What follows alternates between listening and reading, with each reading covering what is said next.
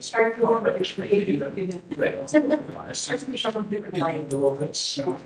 Yeah. Well, there is. You're all.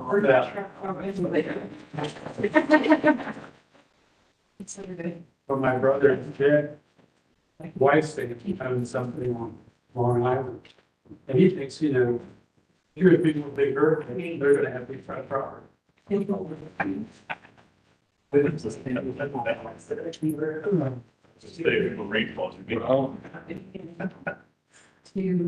imagine something, we gotta go to another part or anything to do with cast iron. We did. It's a young, it's been drought condition. And there's some of the. They do, of course, the drought condition. Yeah, it's funny, and they talk about training, right? Also, they're being opposed around. Fours the bars, and then we heard the. But I go look at some of those pictures. Most like. I don't handle what they want about. Yeah, then the summer. It's dramatic. Become more beachfront than they wanted to be. The same ball. But I do. Here's the Well, 3 years ago. Yeah, like, I mean, Yeah. Although, you see something. 2 years, 3 years.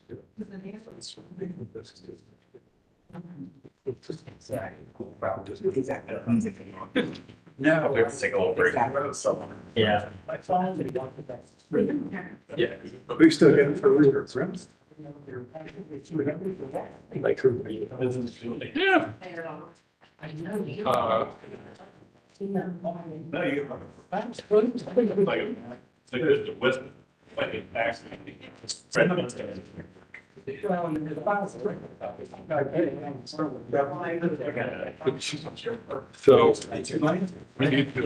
we need to look past the character of the neighborhood and our reflexive fear of more density. Oh, yeah. Oh, you won't touch that. Barrel clock. Keep hearing things other contexts. I'm gonna have to. Yeah, for crap. You can do that. I love it.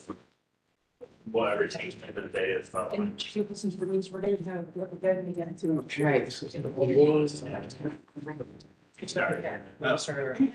So, But then. yeah, these last three are pretty good in here. Look at the address. Yeah. Thanks. All right. You're right, sir. I don't know where Bradshaw Road is. Oh, he lives less than 4 miles. From Bethel Road. And he's in there, he's waiting until 5:30. So, I've met with them. They got the great people. Female attorney. Well, they're entitled to it. You don't throw a text that way every time. Where it's on the street, what's that? Yeah. We do, they go. So, Yeah. And then. It's so. It's like it's something that's for emotion. I don't know whether to ask David Perry about his Lazar Road, but supposedly they put 3 foot of fill on the top of it over the last 2 years. That's what it said. I said, with 3 foot of fill. Are we ready to go? Okay. Okay, I would like to call the March 13th or the Ides of March Eve 2024 meeting to order. We will do the Pledge of Allegiance as usual. Pledge of Allegiance to the flag.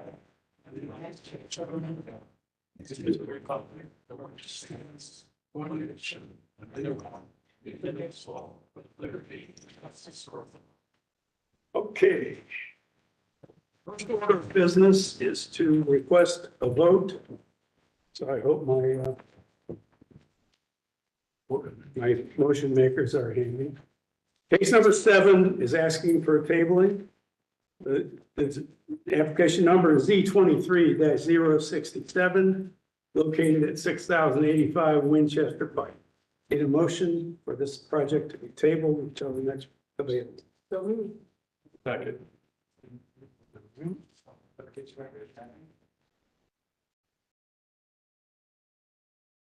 JK and JL. All those in favor of tabling? Aye. Okay. Those in favor of tabling have spoken. This is tabled. We're now good to go to case number 1. Z23-065. 47, oh, that's the wrong one.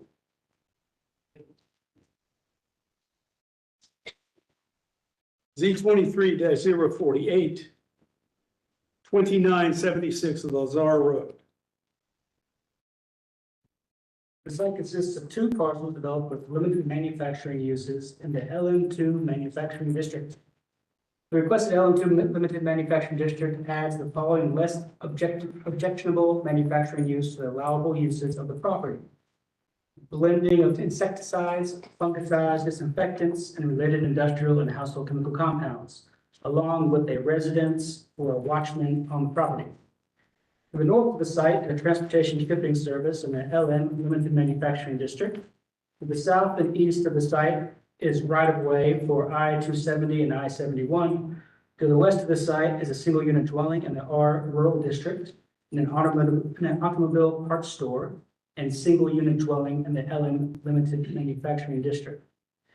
The site is located within the planning boundaries of the Southwest Area Plan, which recommends low-density residential land uses at this location.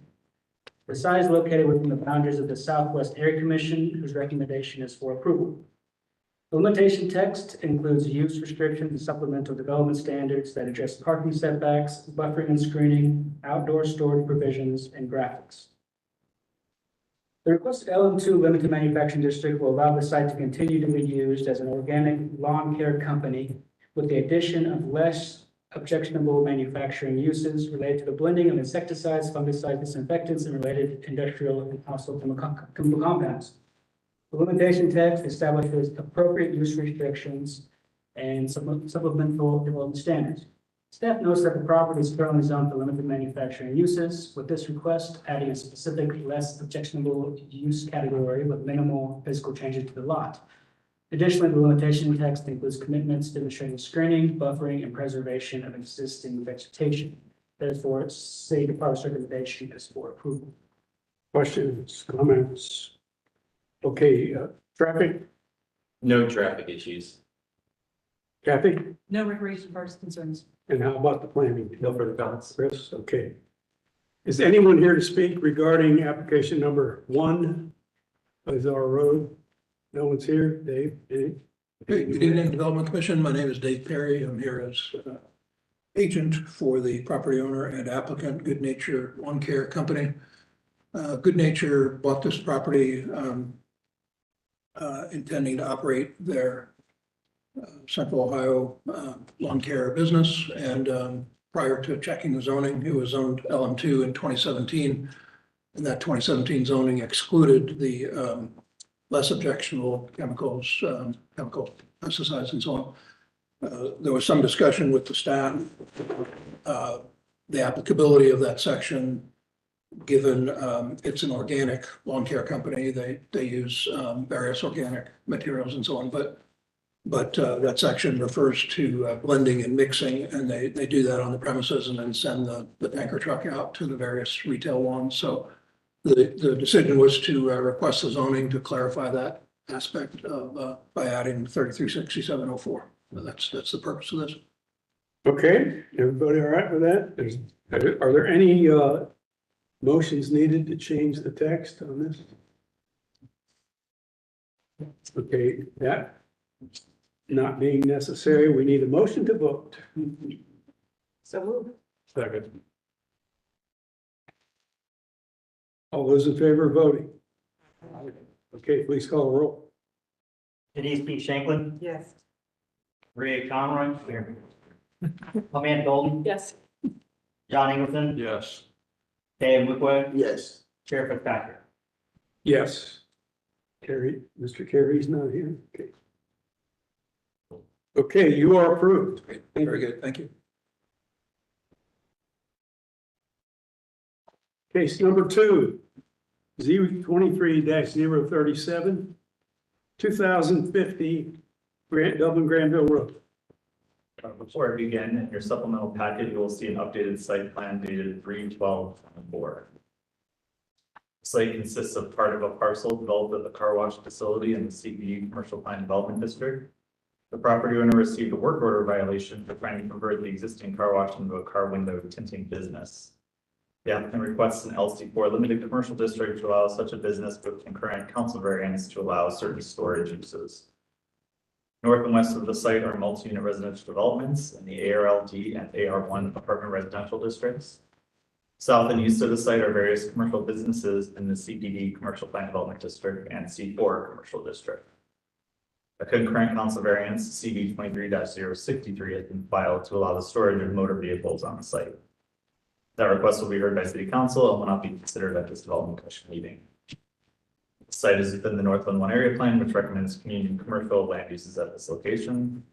The site is also located within the boundaries of the Northland Community Council, whose recommendation is for approval. The limitation text includes use restrictions and supplemental development standards addressing traffic access, screening, and includes a commitment to develop the site in accordance with the submitted site plan. The proposed LC4 limited commercial district will allow limited commercial uses, including window tinting business at this location. The text includes appropriate use restrictions and supplemental development standards. Additionally, the site will be developed in accordance with the submitted site plan. The Northland 1 area plan recommends community commercial land uses consistent with those uses allowed within this LC4 district. The Department of Public Service had a unresolved comment regarding ADA compliant parking. However, that comment was resolved with the site plan that is included in your supplemental packet dated 3/12/24. City Department's recommendation is now for approval.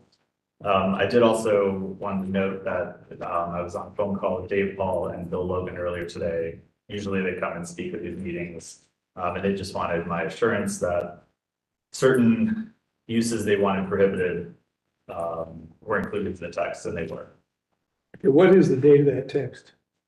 The text is the same in your packet. It's just the site plan that is dated 3/12/24. Okay, Yeah.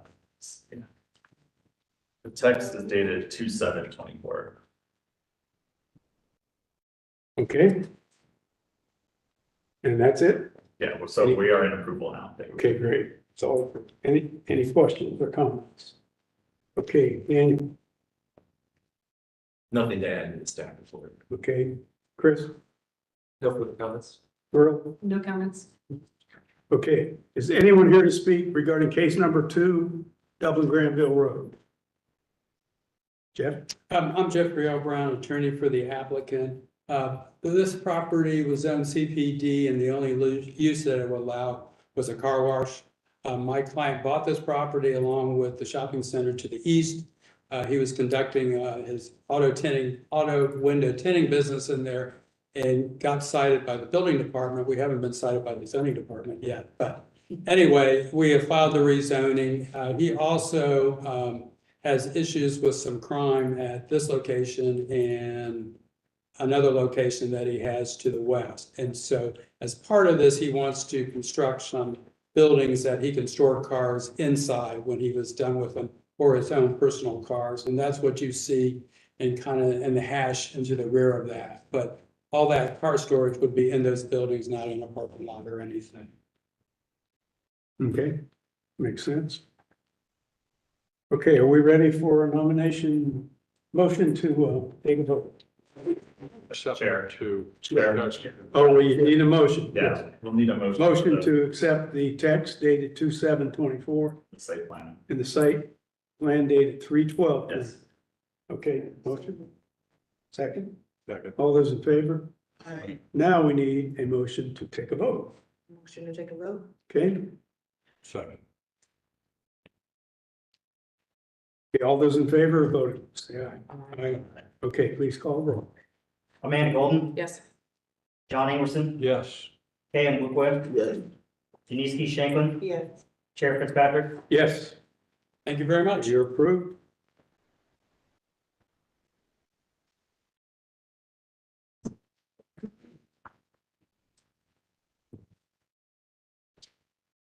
Okay, case number 3. Z23-053, 2223 Cleveland Avenue.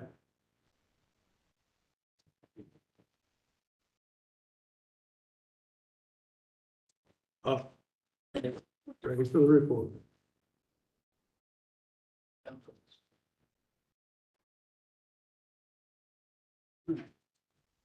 Site consists of 2 developed parcels with a library and parking lot in the C3 Commercial District and C3D Commercial Plan Development District, respectively. Additionally, there is 1 undeveloped parcel in the R3 Residential District. The C3 District parcel is subject to the Cleveland Avenue Southland Urban Commercial Overlay. The applicant requests the CPD Commercial Plan Development District to allow an expansion of the existing library with new parking lots. To the north of the site is a single-unit dwelling in the R3 Residential District. To the south is a religious facility in the R4 Residential District. To the east is a single-unit dwelling in the R4 Residential District. And to the west is a single-unit dwelling in the R4 Residential District.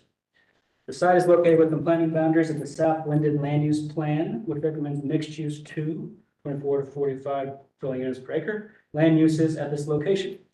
The plan includes complete adoption of Columbus citywide planning policies, design guidelines. The site is located within the boundaries of the South Linden Area Commission. The recommendation is for approval. The CPD text includes use restrictions and supplemental development standards that address building and parking setbacks, landscaping, exterior building materials, dumpster enclosure, and includes a commitment to develop the site in accordance with the submitted site plan and building elevations. Code modifications to park and aisle, loading space, and UCO building design standards are included in the text. The requested CBD Virtual Plan Development District will allow an expansion of the existing library and new parking lots. The CPD text establishes appropriate use restrictions and supplemental development standards. It includes commitments to develop the site in accordance with the submitted site plan and building elevations. The proposal is consistent with the South Linden Land Use Plan, which recommends mixed use 2 land uses at this location, which supports institutional uses and is therefore supported. City Park Department's recommendation is therefore for approval. Okay, any questions? Comments? Okay, Dan, traffic issues. A right-of-way dedication exception request has been partially approved in conjunction with this proposal. The applicant will need to dedicate additional right-of-way corresponding to 12 feet from back of curb and encompassing the existing City of Columbus easement areas on the site. That would involve relatively minor adjustments just to the property line shown that's on the site plan. Something that can be done before a month goes. Right. Also, the applicant is in process to acquire the existing north-south alley west of Cleveland Avenue. That goes through a separate process. They'll have to go through the Land Review Commission and City Council for that. The idea there is for them to dedicate a new alley further to the west into their property, and that would promote safety for people going into and out of the library entrance from the parking lot. Okay. Chris No further comments from. and Kathy. No comments from Recreation Works. Okay. Is anyone here to speak regarding the Cleveland Avenue project? No one's here. Please give your name for the record and tell us if you got anything you want to add. Mark Larimer, civil engineer for Media Engineering, working with the library, and Wendy from the library. I don't think we have anything to add. We're working on the things that Daniel mentioned as far as getting the right-of-way dedicated and the exemption conditions that he listed. And other than that, I don't have much to add. Well, be a real agreeable guy there, because if there's a hiccup and you don't succeed in getting the I's dotted and T's crossed, then you're gonna end up right back here again. Guess that would be problematic. You seem like a nice guy. How do you do? All signs are that everything should go through amicably. Okay, I think we're ready for a motion to vote. Motion to vote. Guys are on a roll. Second. Okay, all those in favor, vote, say aye. Okay, please call the roll. John Anderson, Yes. Denise T. Shanklin, Yes. Dan Woodward, Yes. Amanda Golden, Yes. Chair Fitzpatrick. Yes, you are approved. Thank you.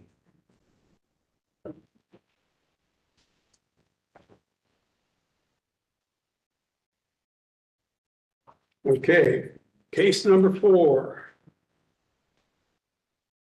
Z 23-032, 5656 Bixby Road.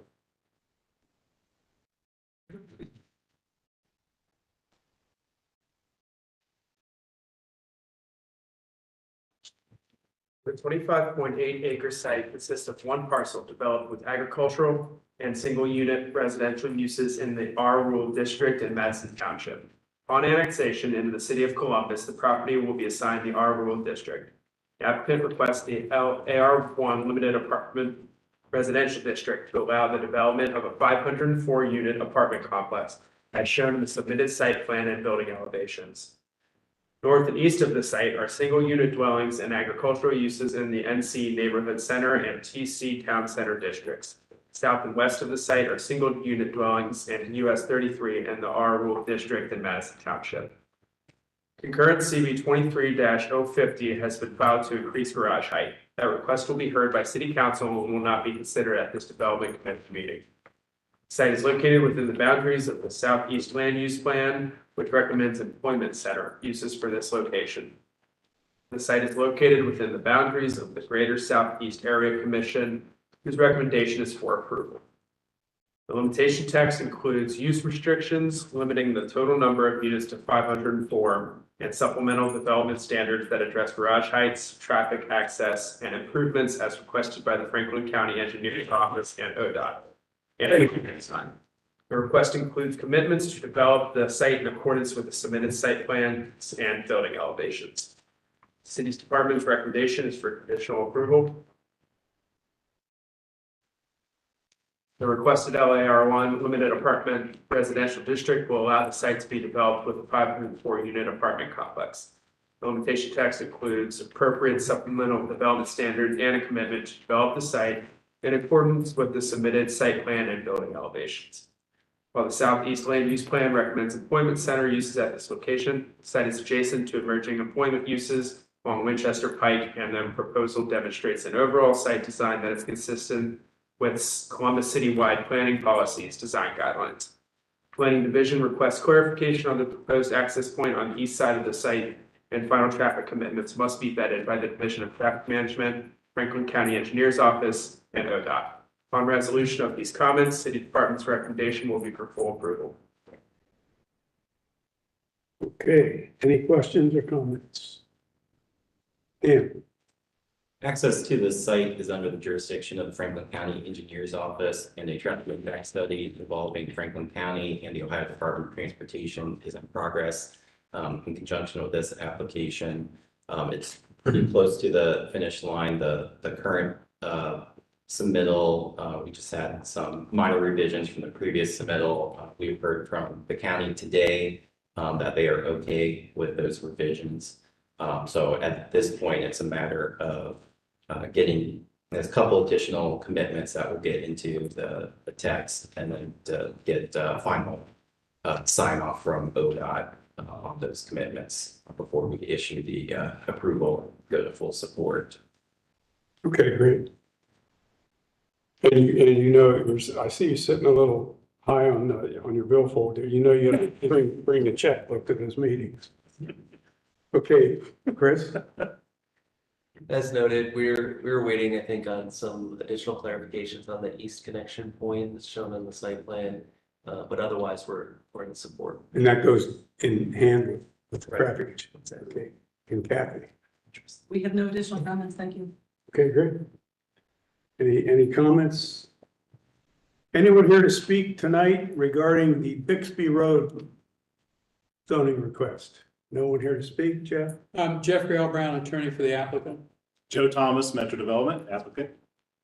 We were able to find a piece where we, from a traffic standpoint, had to deal with 3 different jurisdictions. So we are just finalizing that. One of the things that has kind of held up this development is ODOT in terms of the interchange and what they propose to do.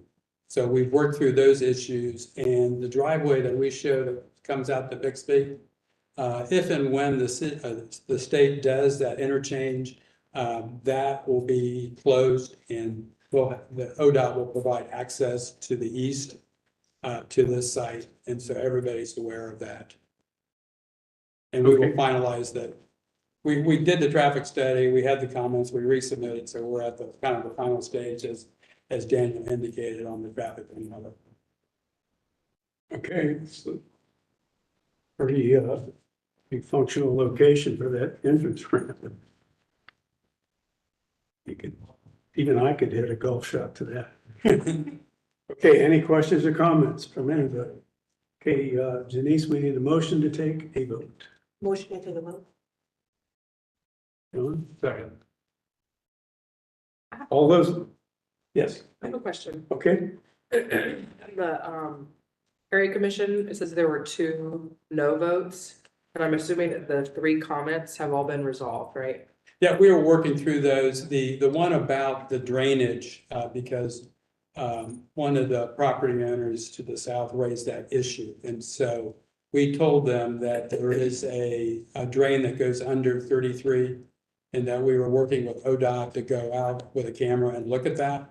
But due to the weather and everything and the rain level, ODOT hasn't been able to do that. But they've indicated to us that they will continue to schedule time when they do that. And also they said that if necessary, and that ditch on the other side of 33 needs to be improved to increase drainage, that they will allow us to submit plans to get a permit to do that.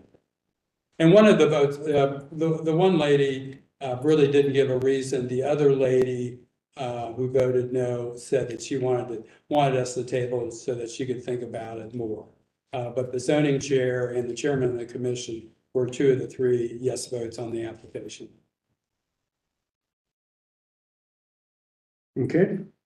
Everybody okay with it? Okay, voice vote to go forward with the vote. Everyone say aye. Aye. Okay, please call the roll. Kay Mukwe, Yes. Janice T. Shanklin, Yes. Amanda Golden, Yes. John Ingwerson, Yes. Chair Fitzpatrick. Yes. Thank you very much.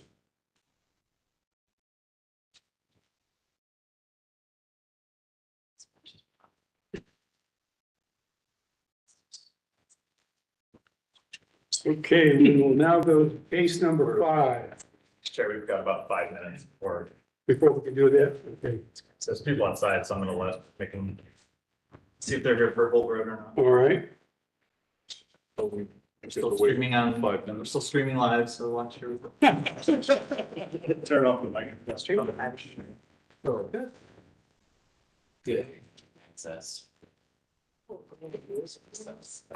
Yeah, do you need?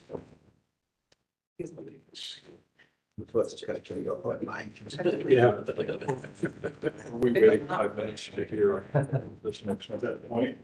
Yeah. We're in our break. We go after this one, I pick them up. No, Those are the ones you get ready. So this. And nobody's got heartburn about that. Yeah. Where it is. Correct, it's. Yes. The one is. Oh, he's trying. You need to know, just.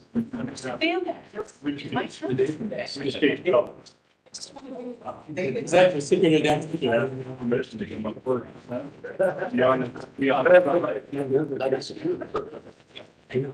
Trouble. Bonsai some regret.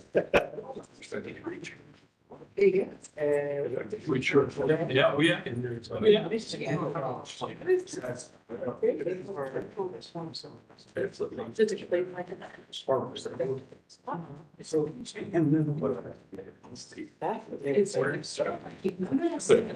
You knocked it down to 12.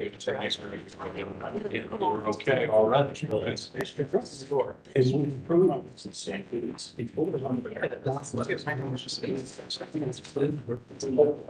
And just someone. It might be the- Science. So. Right.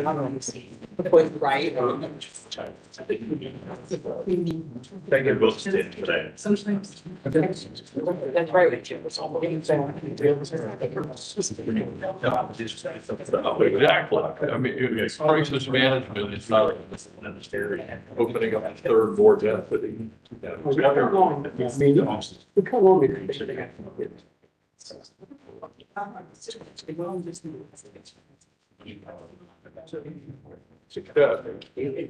For the traffic.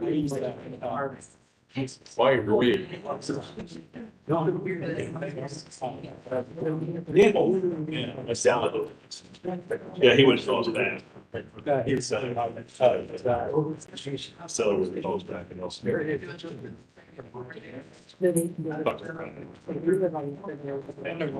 Work by months ago.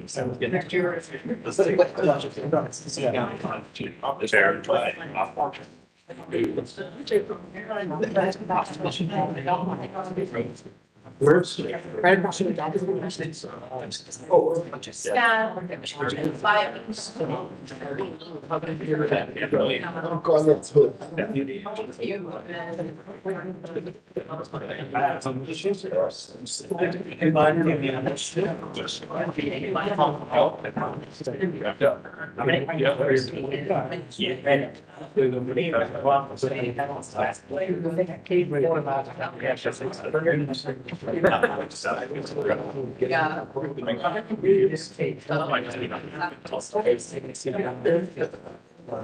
Usually it would be. I need to say.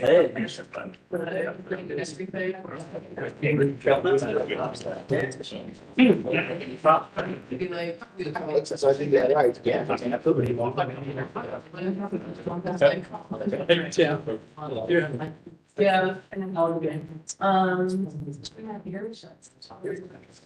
But it's out, it's been, it's.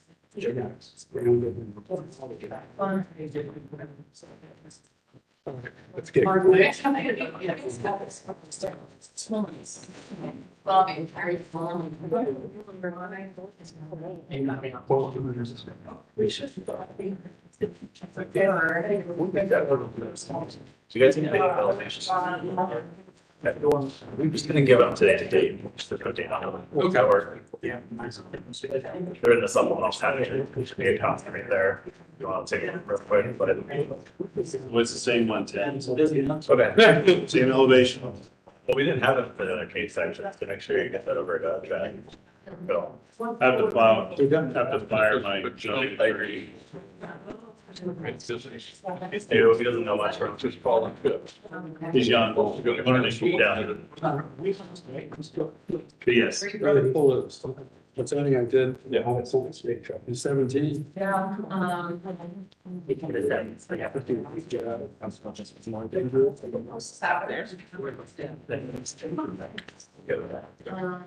Updated apartments. what'd you say? We could. like, make sure you're not- Yeah. What's your name?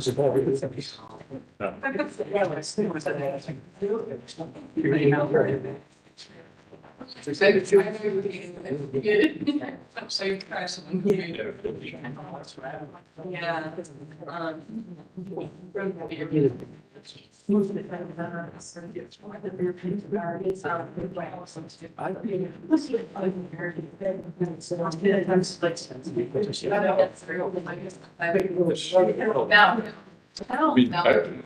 Share it's fine. We're good. Okay, let's get back to the agenda. We are now ready for case number 5, Z23-045, 2195 Holt Road.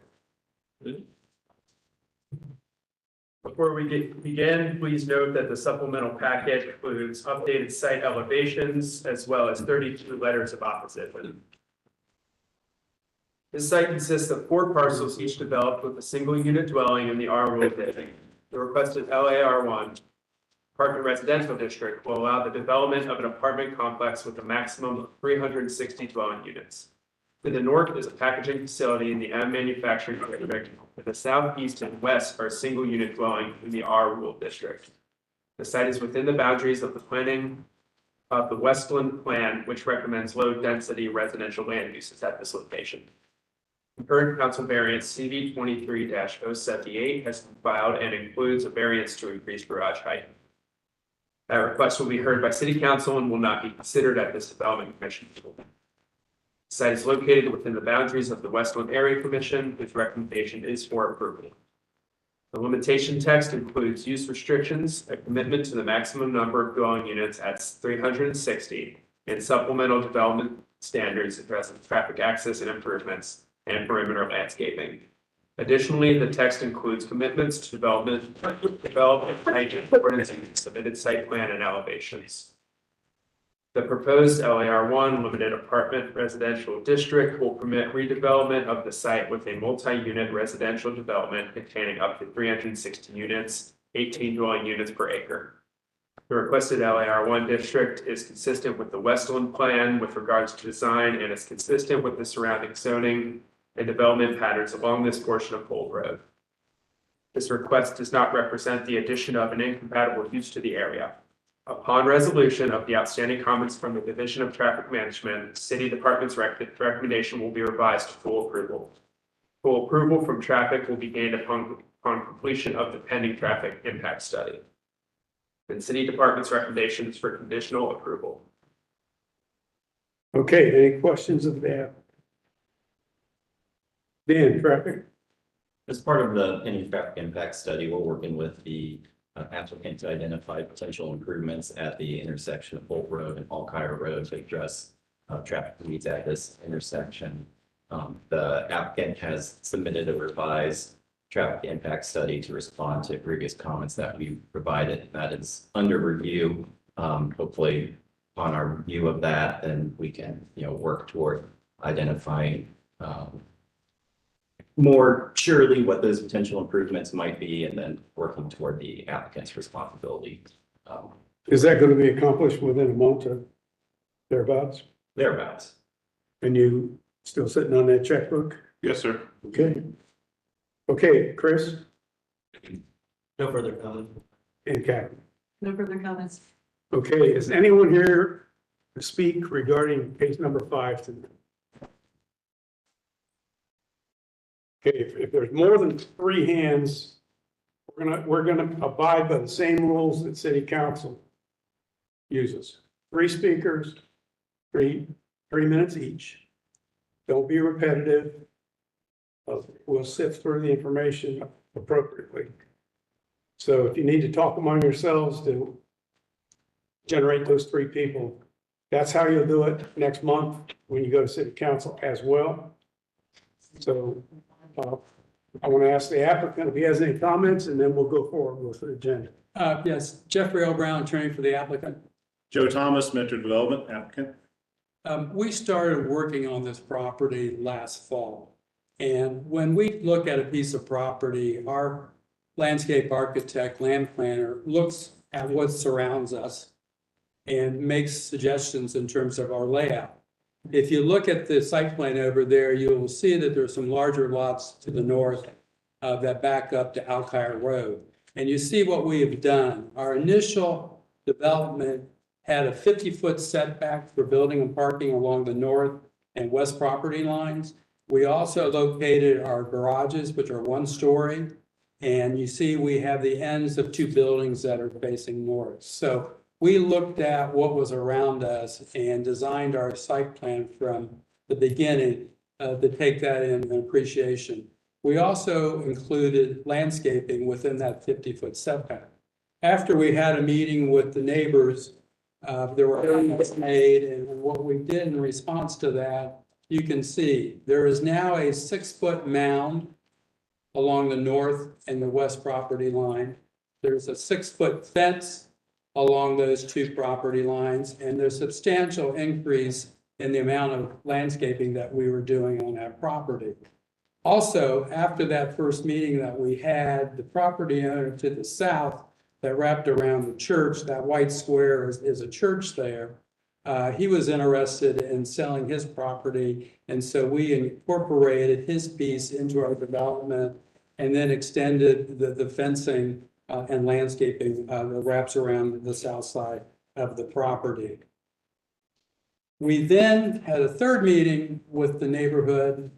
Joe had some individual discussions with some of the property owners. We changed the type of fence we were putting on the perimeter to reflect what one of the neighbors asked us to do. As from a traffic standpoint, we initially had our main access at the north end, and city asked us to move that further away from the Alkire Holt intersection, and we've done that. So the plan that you see reflects a full access at the southern entrance and just a right in, right out at the north. So we think in terms of the discussions that we've had, we have tried to respond positively to our neighbors in terms of the development. I won't go through all the things about the need for housing because you've already heard that and read that in the newspaper many times before. But when you look at that development in this particular area, we did a zoning just down the street to the east on Alkire last summer. Slightly higher density than what we're talking about here, was approved by the Development Commission 5-0, was approved by Westland 9-1. So we think this is an appropriate use. We think in terms of how we've laid out the site plan to start with in terms of doubling the required setback along the north and the west. And then in response to the neighbors adding the mounding and the fencing and the additional landscaping there all represents a reasonable response to our adjacent properties concerns. From a traffic standpoint, as Daniel indicated, there is a regional improvement that the city is talking about. They've asked us to investigate that. We have provided that data. And typically how these things work is that the city is going to ask us to make a contribution to that regional improvement. But we are going to cooperate and work with the city in terms of contributing to that improvement. So again, we think this is a reasonable use of this property. I think when we look at the site plan, you'll see what we've done to be sensitive. And in addition, we do our normal commitment of our elevations, our site plan. And Joe, I don't know if you want to talk about the internal, but we've got the swimming pool, the parks, garden. From this development plan itself, as you can see coming in from the right in, right out entrance there at Tolbert and Holt Road is our community center. And in the rear of the community center is a large resort style pool with exterior, amenities for actually the residents, fire pit, grill area, outdoor kitchen, so on and so forth. But working with the planning staff, with the Christopher Lohr's group, we've also programmed a sidewalk along Holt Road, which will tie into additional internal sidewalks. As you can see, they go around the south and to the west of the existing pond. And then, of course, it wraps in internally between the middle of the buildings.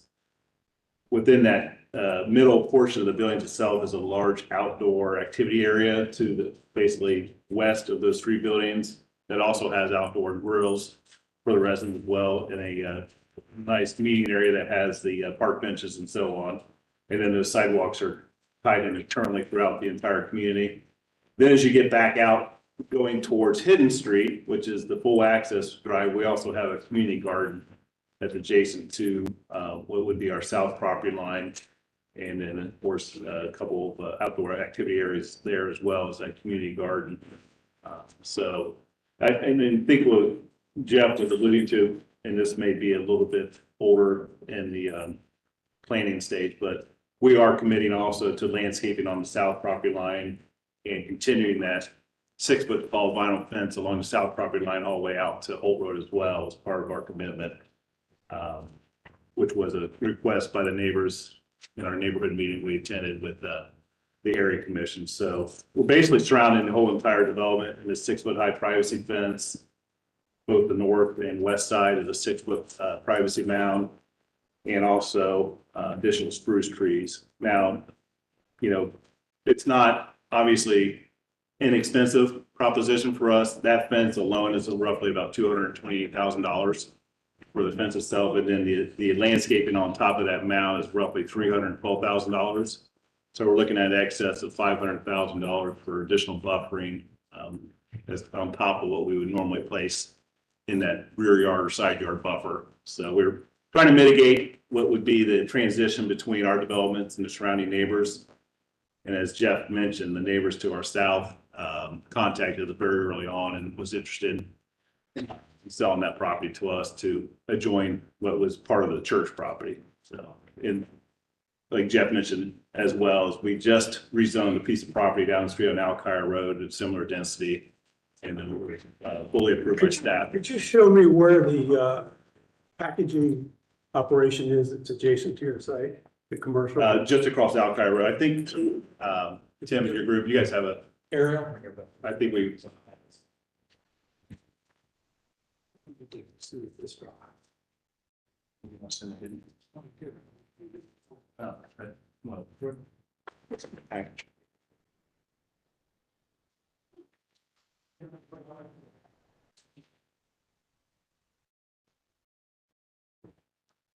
So our property there is indicated in the gray stripes.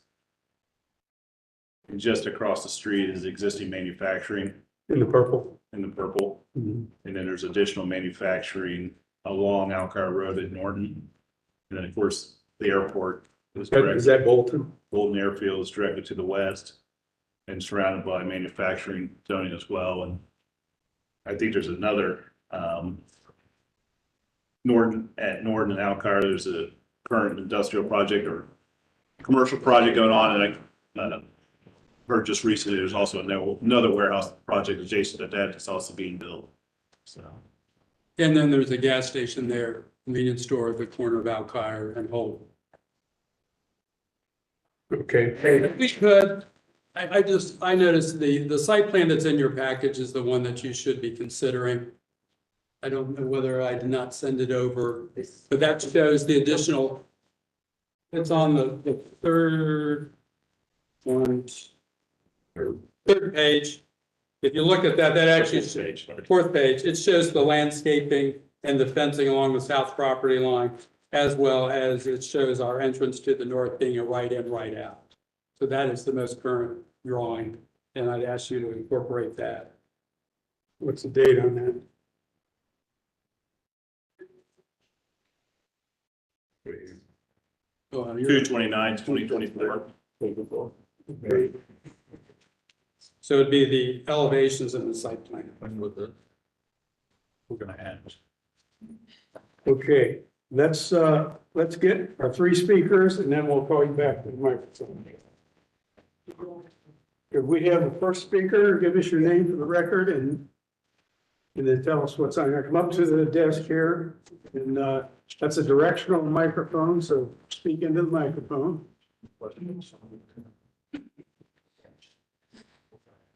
Thank you. My name is Jessica Hall. Jessica Hall? Yes, Okay. I'm a resident of the Alkire Holt neighborhood. Okay. The 3 of us have put together some words to let you guys know how we feel. And I will try and get through this. As you can see, I'm very nervous, so.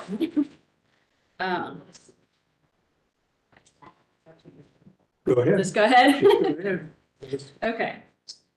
Our opposition to this request is largely based on the sheer population density purpose for the land in contrast to land used around it and the public safety issues it amplifies. The proposal submitted by Metro Development shows the intent to build 360 units on 18 acres, a rate of 20 units per acre. For perspective, in 2017, the city passed an ordinance to rezone 13.4 acres located on Big Run South and Holt Road to limit apartment residential district that allowed the development not to exceed 178 units. or a rate of 13.3 units per acre. A copy of this ordinance is in the packet. In 97, zoning was approved for apartments adjacent to Georgesville Square, not to exceed 12 units per acre. That's 204 units, which was allowed largely based on how it would help grow residential development in the strictly commercial area. Please note, this developer has already been approved to place 19.4 units per acre on 3400 Alkire Road and I-270 underpass, approximately a half mile away from this proposal, and is seeking yet another development at 2005 Demorest Road that will place nearly 200 more units less than a mile from the proposed development. When viewed individually, these projects may seem minor, but when viewed collectively, would total over 600 units in less than a 1 mile radius for each other and tucked in areas surrounded by single-family homes. At this rate, this proposal would be an extremely dense redevelopment in an area that is currently zoned in alignment with the Westland Area Plan as rural and limited rural residential. It represents a density 4 to 20 times larger than the surrounding neighborhoods and a density 100 times greater than the single-family homes it is proposed to replace. With the existing development adjacent to this proposal being 5 units max per acre. Approval of this would be a significant departure from the existing zoning and Westland Area Plan and would place the largest recent apartment development with no meaningful transition in the area surrounding on 3 sides by the single-family homes. There are over a dozen other apartment complexes within 2 miles of the proposal, including a massive new development of apartments near Georgesville Square and I-270. Each has a greater access to connectivity in terms of sidewalks and public transportation. At this time, based on a review of commonly available apartment websites, there are over 12,000 rental vacancies in the city and several hundred vacancies in the close proximity to the proposal development. Those figures do not include the additional vacancies that will be created by this project underway and proposed by the same developer within a mile radius of Z23045. This information is also in your packets. We are not opposed to the concept or need for higher density development in the Westland area and in the city overall. However, we have yet to see data or facts that necessitate the emergency departure from the existing zoning or justification to replace single-family homes with such a high density complex. Despite the city's growth, we remain unconvinced that the housing situation has escalated to a crisis point, demanding rapid, high-density development across very vacant parcels, especially when it clashes with the surrounding environments. I still have time. I don't. Yeah, you're. Okay. As noted above, this proposal alone would create 360 units, which will in close proximity to the intersection of Alkire and Halt Roads, coupled with the other metro projects and proposals. Over 600 units would be less than a mile from the intersection, and it is the only gateway to Georgesville Square and the closest access to 270. As residents of this area will attest, the traffic at this intersection is busy at most hours and dangerous in high traffic mornings and afternoons. The intersection has become a location of several accidents and many more near misses. One of the greatest public safety concerns is the requirement for residents of this proposal development to make a left-hand turn from the development to crossing southbound Holt traffic and turn lane, merging traffic from Colbert Street and Hidden Street, which is across from the proposed development, and merged into neighborhood Holt traffic, all less than 900 feet away from the existing traffic light. Okay, thank you for your input. That's very clear.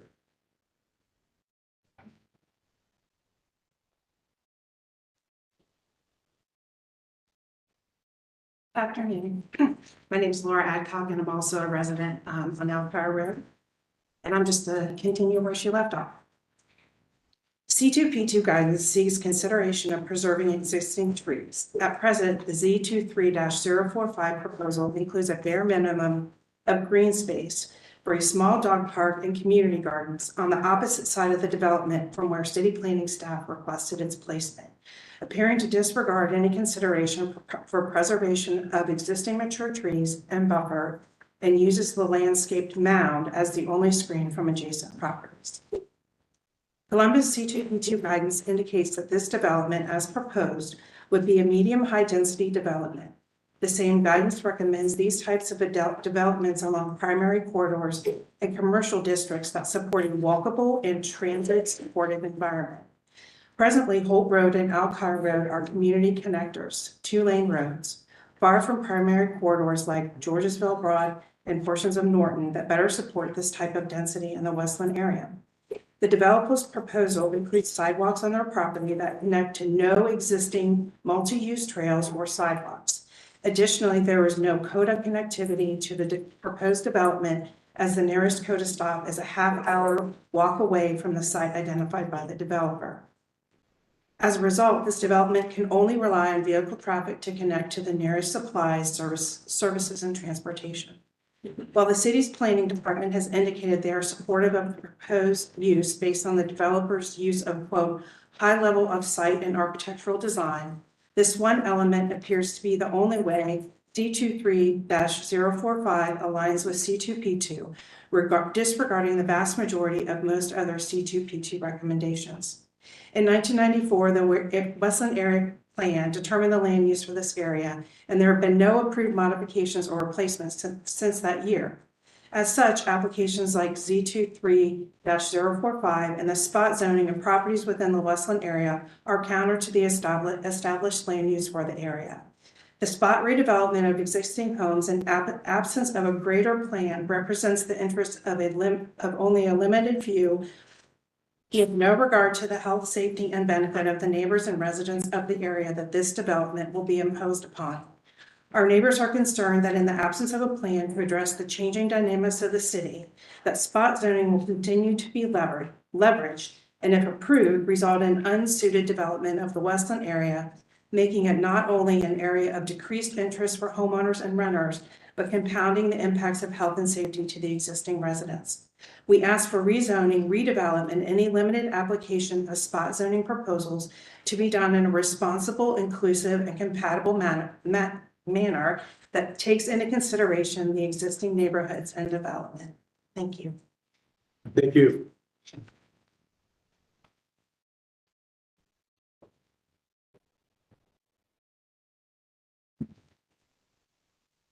Good afternoon. My name is Andrew Elder. I'm also a resident of the Alkire and Holt neighborhoods. The Westland Area Commission held 3 separate zoning meetings to hear this proposal, based in part on the opposition from residents. If I could ask those residents in attendance to raise their hands behind me. Over the course of these meetings spanning 5 months, the developer had the opportunity to engage neighbors and to build a proposal that could blend better in the area and build neighborhood support for redevelopment. The only conversation and subsequent change, as noted, made to Z2345 was regarding proposed fencing. When the residents asked the developer to consider 2-story units or less dense development, they were merely told that a less dense development would not be feasible for the developer. For many of these same reasons, as we have outlined, the Westland Area Commission voted unanimously in both their zoning committee 0-4 and with the full commission 0-10 against this development. And I would like to ask, I think the opposite was said in opening remarks. Based on these points and the unanimous recommendation against Z2345 from the Westland Area Commission, we respectfully request that this commission vote no on this proposal. Understanding the intent for cooperation and coordination between the area commissions, neighborhood groups, and city officials, any vote in the affirmative for this proposal would be counter to the voice of the residents of our area and our neighborhoods. While we understand the need for housing to address Columbus's expansion, Z2345 proposal places priority only on population per acre, assuming that excessively dense projects alone are the only way forward for this city. Meanwhile, we watch numerous existing properties fall into decline in the area. While seemingly flouting the existing Westland Area Plan, existing residential zoning, and C2P2 planning recommendations for connectivity, the proposal for 360 units, all in 3-story buildings, provides no meaningful green space, buffer, or transition among the single-family residences it would impact. Based on the proposed development location, excessive density, its proximity to the intersection, and the challenges of safely accessing the traffic flow, we feel that this proposal is too much for the area and jeopardizes the safety of our whole Alkire neighbors. We appreciate your consideration of our position and respectfully ask for your support by voting no on proposal Z 2345. I'd also like to note that Welch Packaging, which was identified, was built in 1989, well in advance of the Westland area plan in 1994. Okay, great, thank you. Okay, Jeff?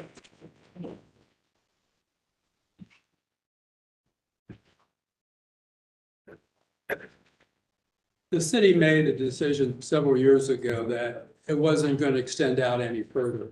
That if they were going to have development and meet the ever increasing housing needs, we would have to look interior. We would have to look with the hole in the donut, ground that hadn't been annexed yet, but was surrounded by Columbus, or large undeveloped pieces. This is what we have here, is a large undeveloped piece of property. We tried to work with the neighbors. You know our track record in terms of Joe, Thomas, and myself. Wherever we can, we work things out. Unfortunately, we weren't able to do that. But I think when you look at that site plan in terms of how we laid it out initially, with twice the amount of setback for our buildings and how we did the garages and ends of the buildings to the north, we were trying to be sensitive. And ever since we submitted the original plan, all we have done is add things to the drawing. 6-foot mound, 6-foot fence, additional landscaping on that property. From a traffic standpoint, you know, already in the text are the normal things you would expect, a northbound left turn lane. And the only thing that's missing is our participation in a regional project. What we have with this development is everything our surrounding property owners want. We have connectivity internal. We have sidewalks along the road. We have road improvements to make it easier to get into the site. This is a reasonable use of this property. Last year, we were back in front of this board and the area commission, as the lady, first speaker pointed out, down to the east on Alki Road. I think it was a 19 point units to an acre. Approval from the Development Commission, 5-0. Approval by Westland, 9-1. Now, Metro Development is a very successful builder, but they build more than just in this part of town. They build northwest, northeast, southeast. They build in the adjacent counties. So we provide affordable housing. We look all over Columbus, the suburbs, the adjacent counties in order to provide appropriate housing. And we do it the right way in terms of how we lay things out and the level of commitments that we make. The Westland Plan was done in '94. The planning department is the interpreter of the Westland Plan. They look at it through the eyes of C2P2, and you can look at the staff report. The things that we've done, the layout that we have, the building elevations that we're committing to, are all things that made the planning staff comfortable in terms of our proposed density. I don't know what more we could do in terms of that. This is a reasonable use of the property, and we've done all the things that we should do in terms of being a responsible developer. Okay, any comments? I've got a question. Yeah, Joe. I just, for, well, for Chris and Dan, could you comment more on the, I'm not going to say regional, let's just say the wider spectrum of 600 units, you know, this contributing to that 600 count within a mile radius area of the traffic effects and all the open planning, and also sort of tie that to maybe the particular juxtaposition of the manufacturing to this site and how that works with the city plan, and Daniel, you with traffic on, you know, how this is really, units are going to affect that 1 mile radius area. It seems like if these things end up being little bits and pieces that all of a sudden, what straw breaks the camel's back? So I'll let my colleague speak to transportation. We don't typically look at the impacts of developments as they come in like that. It's more of a review of the existing plan and C2P2 where it applies. In this case, we reviewed the plan, reviewed the C2P2 guidance, and we're able to come to support as needed. So this, we're looking at this site on its own, not in conjunction with necessarily the other sites that were approved.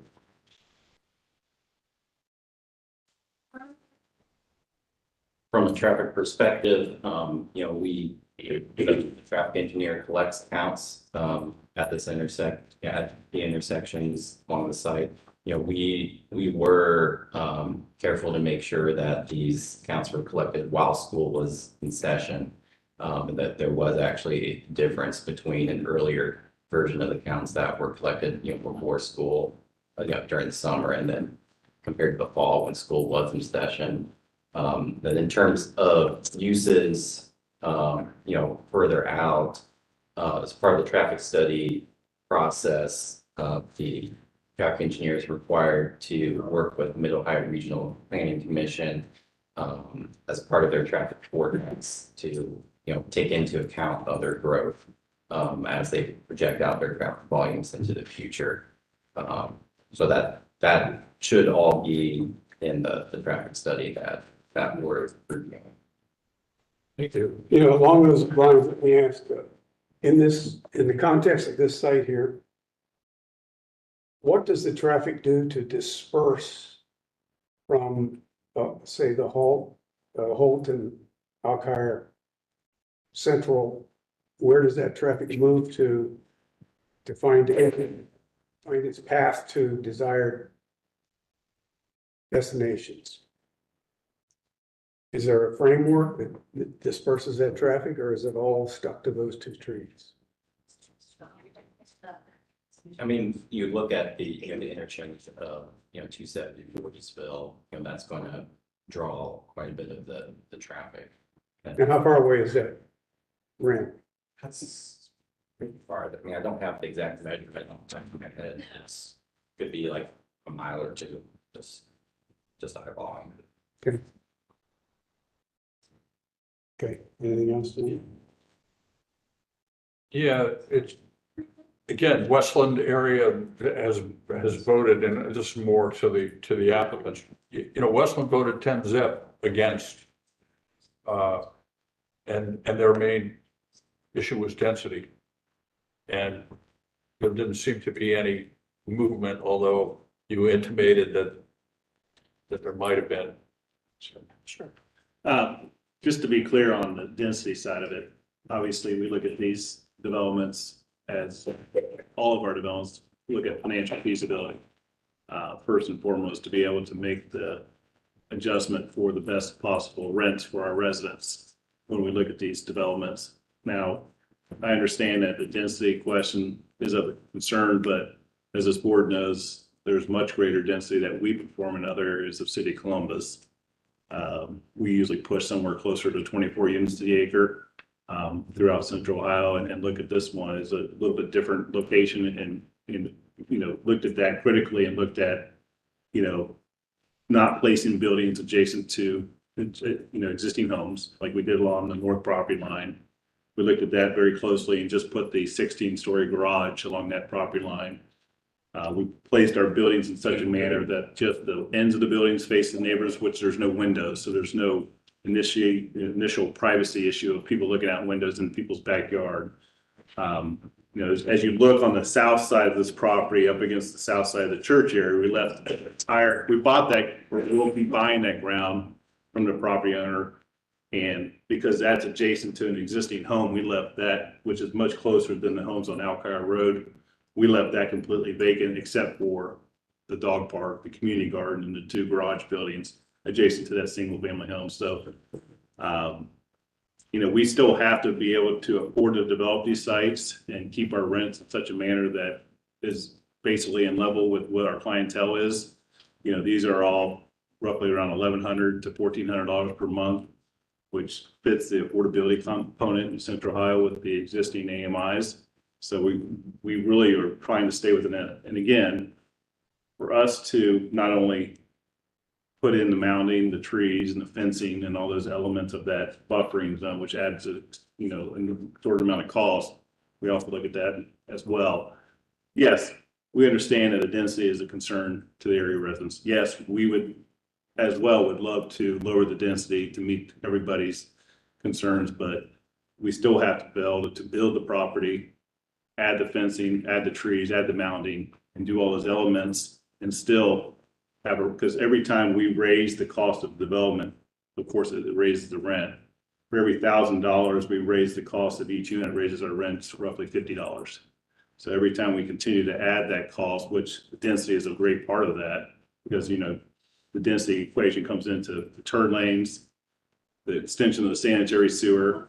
And I maybe Jeff didn't really clarify the turn lanes, but we're doing a northbound left turn lane, a southbound right decel lane, and a full eastbound right turn lane on Alcar and Holt is our commitment in the text for all that traffic, which is in your guys' package I provided to you. So those elements alone are well north of $1 million as far as those commitments as well. So, you know, I'd like to say that we can work well within the density and lower it, but, you know, it just doesn't work for us financially to be able to do that and add all those different elements that we wish to add for these developments to be able to make them affordable for people. Okay.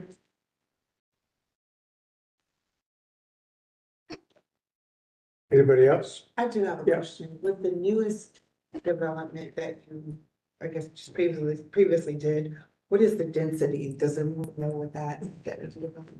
This 20 units the acre, the one on Alcar Road. Yeah. Yeah, 20. Does it look exactly like this one? Yes. So you're picking up your product and you're stamping it out? Which again, allows us to be very affordable. You know, as being consistent in our development of our properties, enables us to use the same subcontractors and they know the costs and we're able to develop cost methods that will continue to make it. But we adopt in terms of our layout, depending on the piece of property. The one on Alkire, we had 2 stream crossings in terms of, we had to deal with this stream protection corridor plan in terms of that. So that was a challenge and so, but we are able to adapt the buildings in our layout depending on what exists on the property and what's around it. Anything else, Amanda? No. Okay. Well, everybody has said what I would like to say, but my other question is this: when I look at the mountain, which I think is a great privacy design approach, the 6 feet high mound plus 6 feet high fence, my question becomes, what happens to the drainage on your neighbor's side? Because the mound, water drains on both sides. So Yeah, we would look at that in our stormwater and put drainage behind that mound, catch basins and drain tile. We would, you know, from a standpoint of the underground storm catch basins, we would run them either on the north, along the north side property line or punch through a couple through the garage, between the garages, put catch basins and then put grading in between there. 'Cause, you know, you're correct. We did look at that as far as we got an adjacent. If you look at the, I guess, third from Alcar and Holt, there's a large pond there as well. And met with the gentleman there and talked about that drainage at that time. And this obviously this field's kind of unique. It's very flat out there. So the drainage is currently not, the site does not drain well as it existing. So the large basin, and then of course we'll be directing all that drainage to that large basin. And right to the right of that large basin is a 30-inch storm drain that we'll tie into. But yeah, we'll look at those, including the south property line and the west property line. We'll do the same thing as far as drainage in those areas. And you know, we are equally as concerned because we'll have to maintain the area of both mowing and landscaping and edging and mulching. And those things become challenging if it's holding water. So. Okay. I have a question. So if we take a look at this in terms of the actual, you know, we draw a line right here at the edge of the pond and behind the packing facility, or behind the church, I guess, on a whole. What's your density in, given that acreage? Oh, if you just like, look at it, it's from, it's probably exceeds 30 units an acre. assume, just because of the open space to the north or to the? I mean, I appreciate the fact that visually, you know, listening to you as well, and the rationale behind the plan, that you're trying to kind of tuck this thing in so that it's not a disturbance to your neighbors. And you've pushed everything back. It's still just got a hell of a lot of density for the area, and I certainly haven't heard Westland Area Commission objections, but when they say that it's mainly density, I don't see how this thing's gotten any better for them. I mean, and again, I understand your formula, I understand your intentions and how the problem gets solved. Yeah, it's just We have done many zonings recently in terms of Westland. We were here last year with Hall and Galloway, if you remember that large piece of property that we brought in and did a dedication of most of that ground to the city for a new park. The Alkire zoning, 20 units an acre, basically got approval from Westland. The Hall and Galloway got approval from Westland. I think there was a situation where a group of neighbors showed up. We tried to respond in terms of, one, how we laid it out originally, two, the things that we did in response to their concerns with the fencing and the mounding. And I think Westland at that time went with the neighbors. I mean, that's the only way that I can figure out when we've done similar densities and everything on other places in Westland and walked away with approvals. So I understand that they approved that previously, but we're adding some additional within a mile.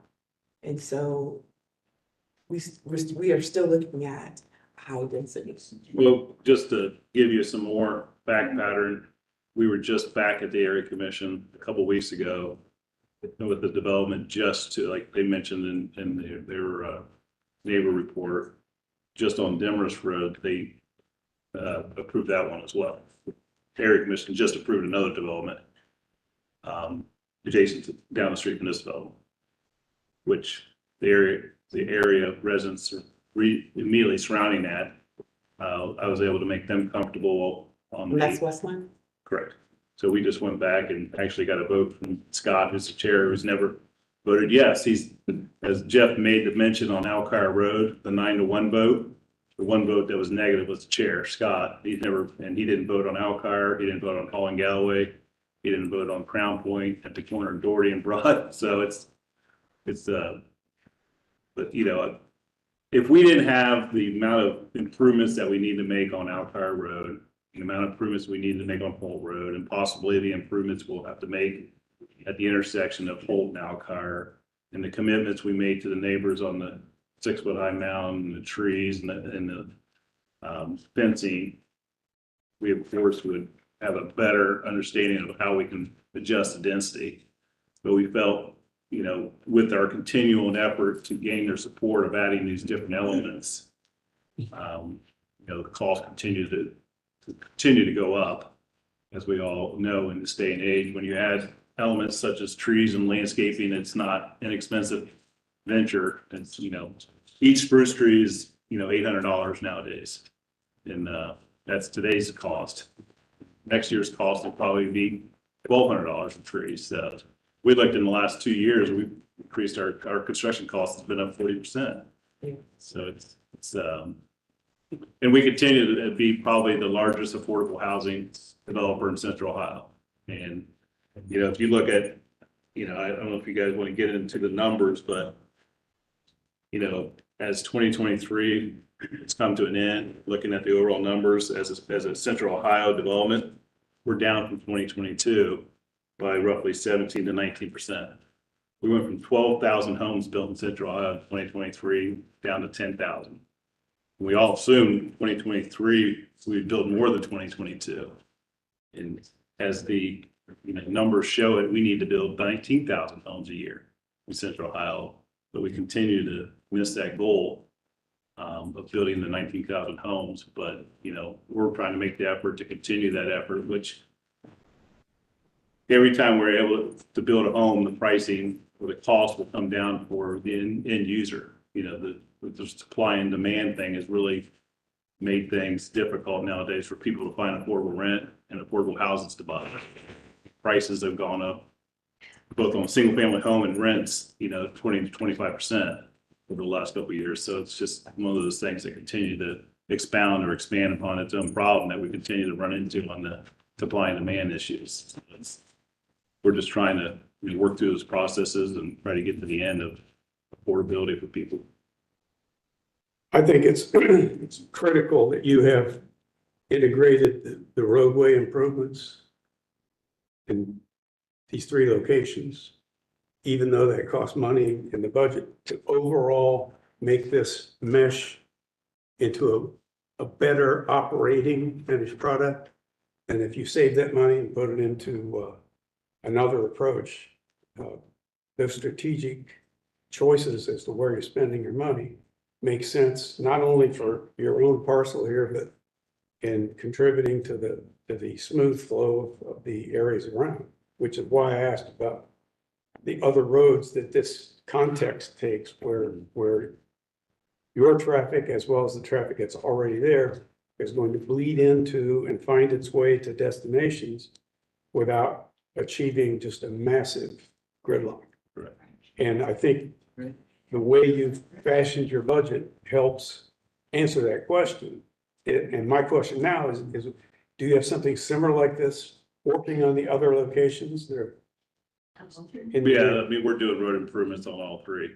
So each one comes, well, the one in Alcar Road is, most of it's within Franklin County, the large turn lane improvement there. And then the one on Demarest has a decel lane and a turn lane. So the traffic has a chance to move away from the through traffic, so there's not a blockade there. You know, the Demarest Road site and the Alcar Road site, and of course the whole road site, as the generation of these apartments are built, you know, people do find ways, alternative ways to get to locations. I was just met with neighbors on Demarest Road, and a lot of her neighbors no longer use Alcar Road. They use Demarest Road to get to 270 and Broadway, 270 and Southwest to get on 270 from Demarest Road instead of going Alcar to, you know, Central or Alcar to Holt Road, you know, just to avoid those at busy times, of course. During any other time, I mean, there's a large shopping center just north of here that's, you know, the Kroger, a Lowe's, an auto mall, many different restaurants. So it's a destination area for a lot of people, that corner on basically Fulton, Georgesville. So, right, the context is different. Okay, any other comments or questions for the applicant? Okay, we have spent almost an hour on this. I think I will entertain a motion to move forward to a vote. Motion. Sure. So we motion for the Site elevations and site elevation. Okay, what do we got for dates? 229 for the site plan? Correct. Also for the text? No, elevations. The elevation. You can just state those today. Okay, 314. 314, all those in favor of including the 314 documents? Yes. All those in favor? Aye. Okay, now a vote. Motion to vote. Vote. Second. Okay. Please call the roll. Amanda Golden, Thank you for calling me first. As I've been kind of sitting up here listening, I am very sympathetic to the economy of scale issue. I know I'm a planner. I understand that stamping these things out is how we reach our goal as a city to attain affordable housing, to attain the numbers that we need. I also understand that continuing to stamp things out like this galvanizes the communities that already exist and essentially potentially robs them of their ability to have any kind of character or to celebrate the character that they already have. And so I am personally kind of like torn on it, right? Like I totally believe in the need to meet affordable housing. We have a real crisis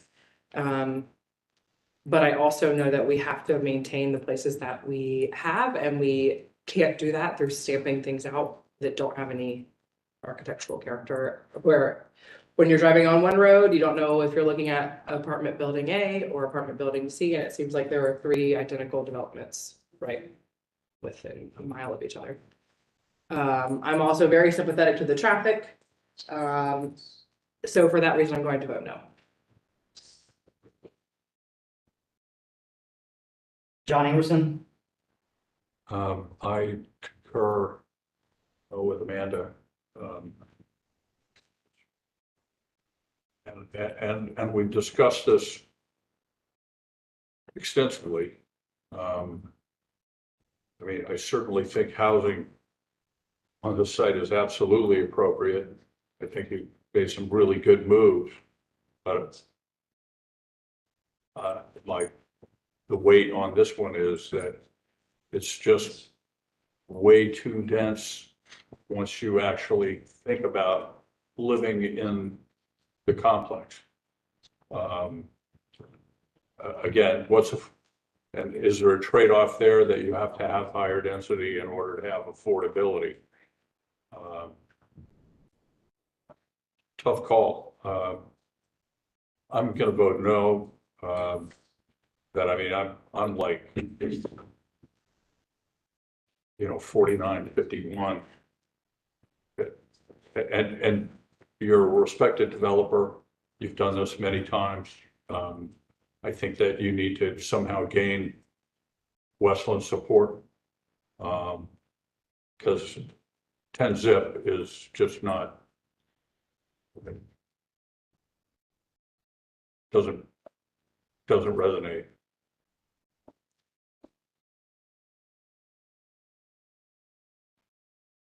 Cam Woodward,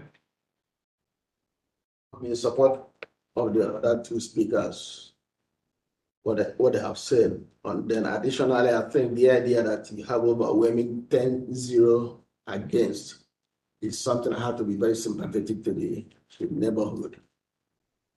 The architectural element, the landscaping is great. I love it. I think we made a good attempt to resolve some design issues.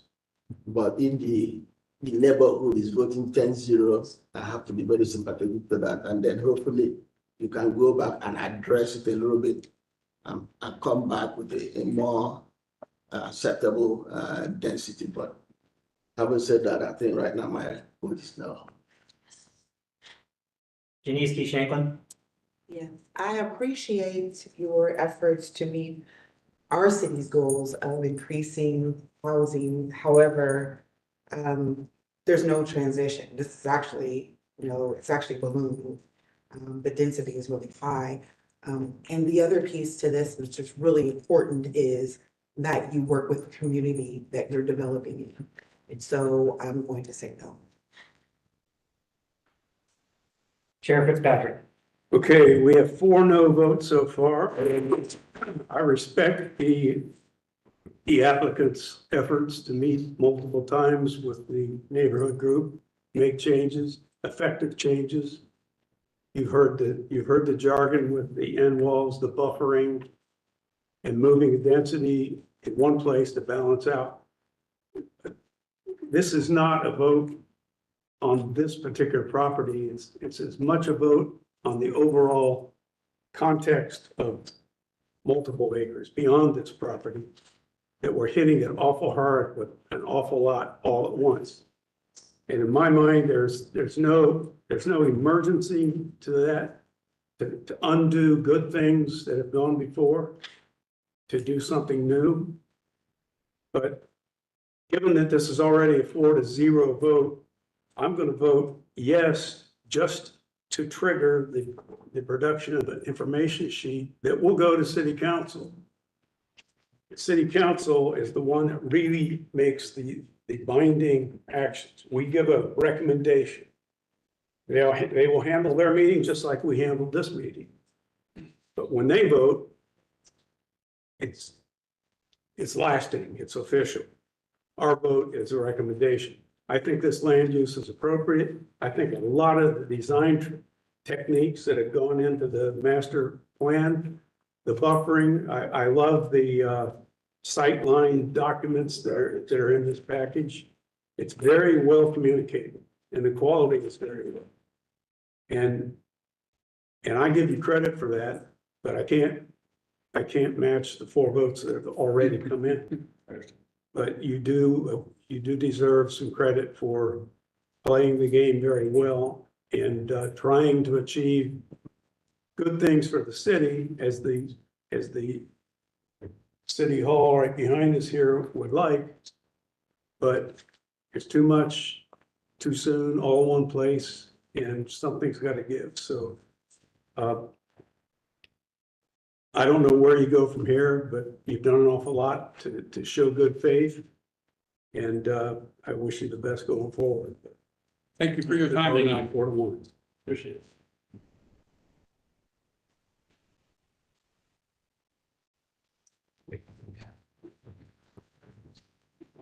Yeah, we're gonna take a 5-minute break.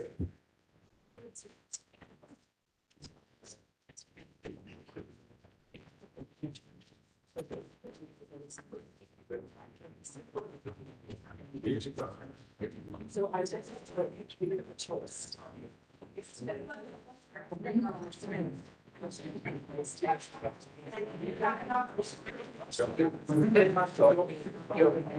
I mean.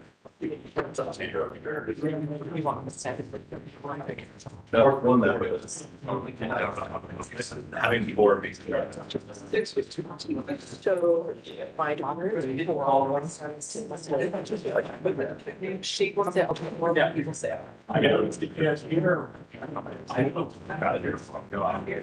Speaker. That was. Do they all have a work out? But only. Yeah. So if you're gonna go to Kuwait. Yeah. Yeah. I didn't realize this was going to be hours. Aaron's meeting starts. No, it's just all pain to real. It's been kind of stuff. Karen, at all, they're all way against it. I guess I'm just gonna have it right then here. Maybe that'll be good. If yours will drive it right Oh, yeah, that.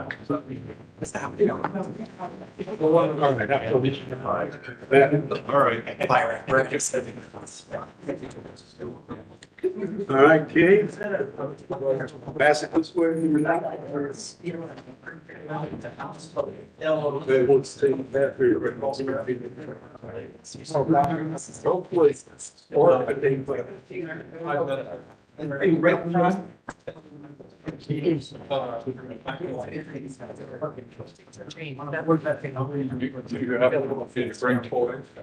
Oh, she can watch my phone. Aaron's meeting. His meeting chart doesn't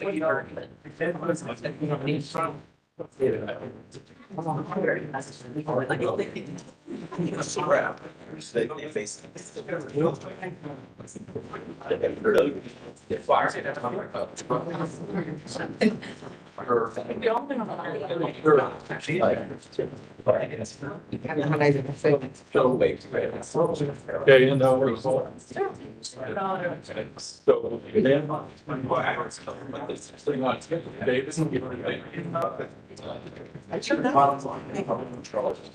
I mean, I haven't heard it, and they have the ability to present it. Oh, you were here.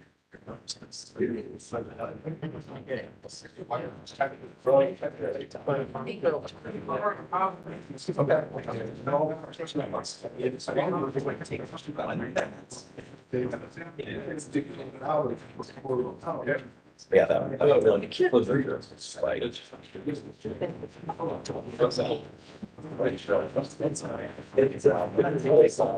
It's just a note and set up.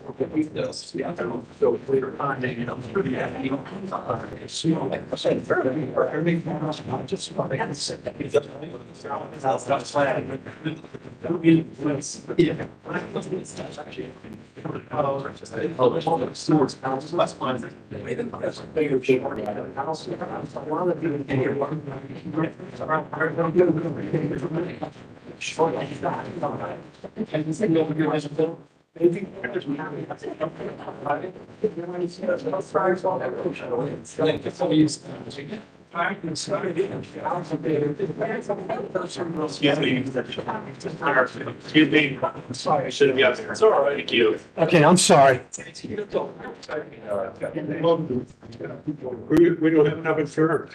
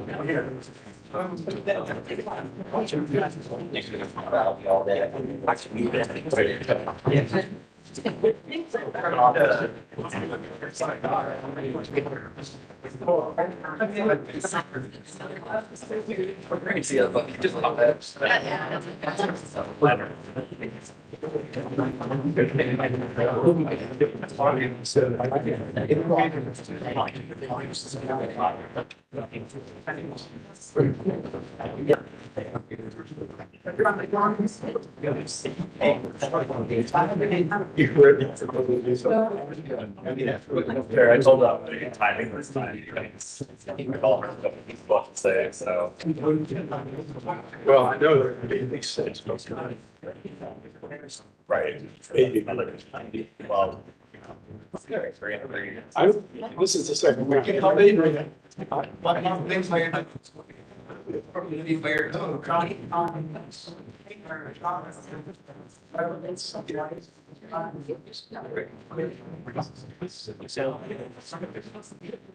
Yeah. Yeah, it's something like it.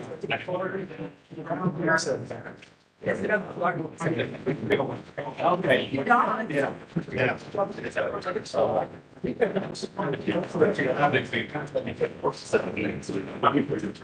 Especially when and seeing this too.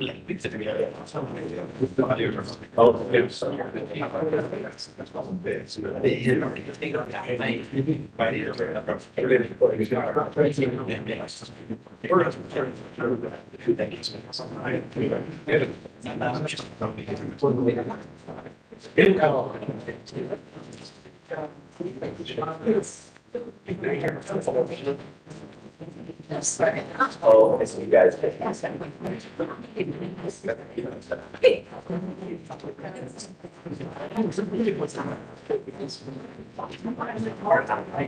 Yeah.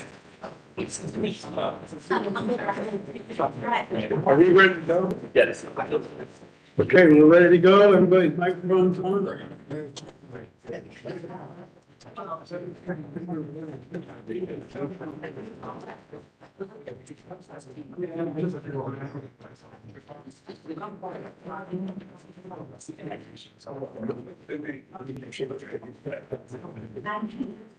Okay, I'd like to resume the agenda. We are now on our last case, case number 8. Z23-065, 4747 Dublin Road. To begin, please see your supplemental packet for the 3 letters of support. You have previously received 103 letters of opposition from the surrounding property. It's also important to note that this application was tabled at the February 2024 public hearing. The 14.71 acre site consists of 6 parcels, 4 of which are in our rural district and the other ED8 land unit development district. 3 parcels are developed with single unit dwellings. The other 3 are currently undeveloped.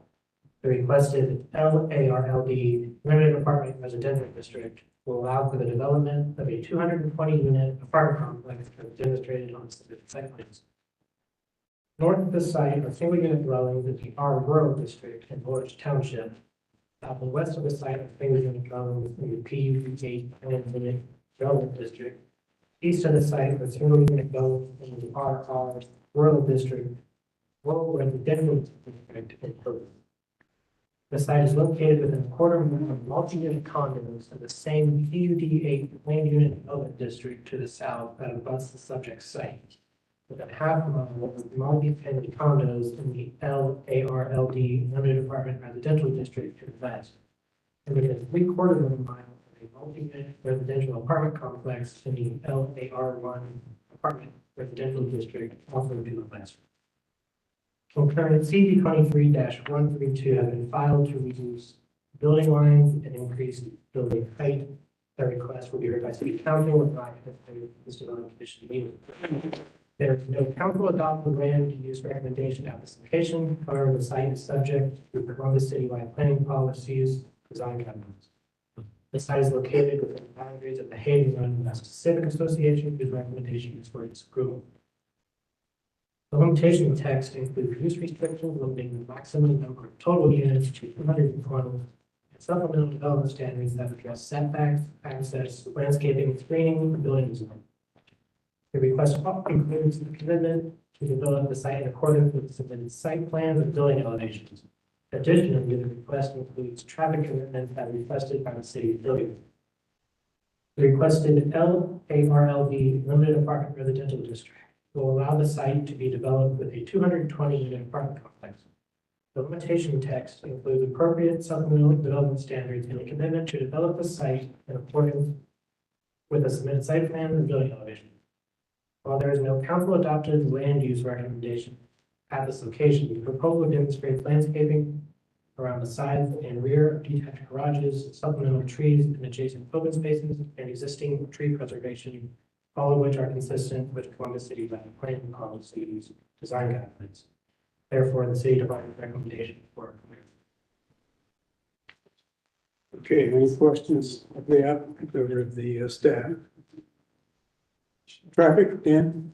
Access to this site is under the jurisdiction of the city of Hilliard, who has approved a traffic access study, and the necessary commitments have been incorporated into the limitation text. Okay, Chris No further comments from me. and Kathy? All comments have been incorporated, thank you. Okay, I would like, before we start, who would like to speak regarding the application in favor of the application? One person. You sure? Okay. And in opposition, how many speakers do we have? 3. Number. We have the same guidelines as city council, 3 people, 3 minutes. This is the second time we've heard this, except for my cohort here. So I think we'll catch on pretty fast. Okay, Sean, anything you want to add to the staff's presentation? Yeah, Chair, thank you. As we talked about last month, we went through this project. He gave us the option to table, which we elected. We went back and heard what you said. And for us to go after a couple times over the past year, we feel that for us to go back and get support is a completely new project, new design, new project. And so before we go down that path or engage in that effort, we wanted to complete this process. So we're coming back, asking for a vote, understanding where you were last month. No illusions as to, I think, how that vote is going to go, but we do want to complete this project. We think it's a good project and is one that fits in line with the city's goals and priorities. I don't think I need to repeat everything that was just talked about in the last case with housing, the lack of building new housing, etc. So therefore, to complete the process on this project that we're submitting, we're respectfully back to ask for a vote. Okay, I'm going to ask the one speaker in favor of the project, microphone. Give us your name for the record and tell us what you can contribute.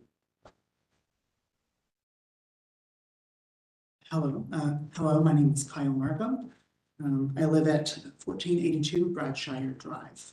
It's 4 miles from this site. So I'm a Columbus resident, and while I serve on the board of the Northwest Civic Association myself, today I'm representing myself as a supporter of the grassroots group Neighbors for More Neighbors Columbus. I'm speaking tonight to voice my support for the addition of critical new housing in Northwest Columbus, creating new homes for new neighbors and enriching our community by adding diverse housing options. After reviewing the previous information, I'm in some of the testimony, I'm happy to report that I actually agree with a lot of probably what's going to be said here. But we desperately need more housing here in Columbus. So it really appears that some of the opponents from the testimony I've read really only want to see 2-story single-family housing. However, we must acknowledge that this is not the only type of housing people want or aspire to. Giving people more choice in housing is a good thing. On the second point, some of the arguments that you might hear might seem worried about pedestrian or bike safety for the new residents. But this ignores the fact that this lack of safety has been a policy choice sustained over many decades. Additionally, the arguments they make about transit and pedestrian infrastructure are kind of circular. It's clear the low level of transit service and active sidewalks is really due to the lack of density in the area's history as township land. Adding density here will only make providing transit and walkability easier. As someone who sits on neighborhood boards, I regularly hear zoning variances and provide feedback to developers. I understand that there is good faith neighbor feedback, some of what you're probably going to hear today, and there is bad faith obstruction. I think every one of these Columbus neighbors should have their voice heard, but it doesn't escape me that I see a lot of property owners here today, and I haven't heard yet from many renters. While I don't object to property owners having their voice heard today, the Scioto Property Owners Collective, which I believe will speak, seems pretty against multifamily development at all. Opposition to anything other than single-family homes is an uncompromising viewpoint that denies the reality that we need housing of all shapes and sizes in all parts of Columbus. It should go without saying that preserving property values is not the paramount purpose of land use regulation. I sincerely ask this commission to look past the nebulous arguments about the character of the neighborhood and reflects a fear of more density, instead adopt an outlook of welcoming new movers to this community. The Columbus region is expected to grow by 3 million people in the next 25 years, and we can no longer afford to only build just one type of housing. Moreover, there was no public process to zone this land as single-family zoning decades ago. And now there's a public process to empower some people to prevent others from sharing their neighborhood. Though I would like to see a structure that offers even more homes for families, I can acknowledge that some neighbors are opposed to having more neighbors.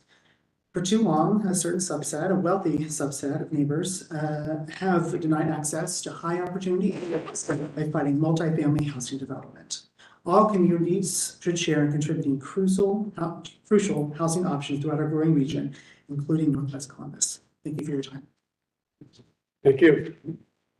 Okay, we have 3 speakers in opposition. I think first speaker step forward. Come to the table, speak in the directional mic. Give us your name for the record. Thank you, Joe. My name is Kyle Miller. I am speaking to you tonight for the second time. I also spoke last month. I am a Columbus resident in an adjacent property. I am also an architect with multifamily development experience. And I am, as I spoke last time, so check the record, clearly an advocate for increased development on this site. Similar to the development you will be taking action on tonight, our arguments are fundamentally unchanged from the last time we met.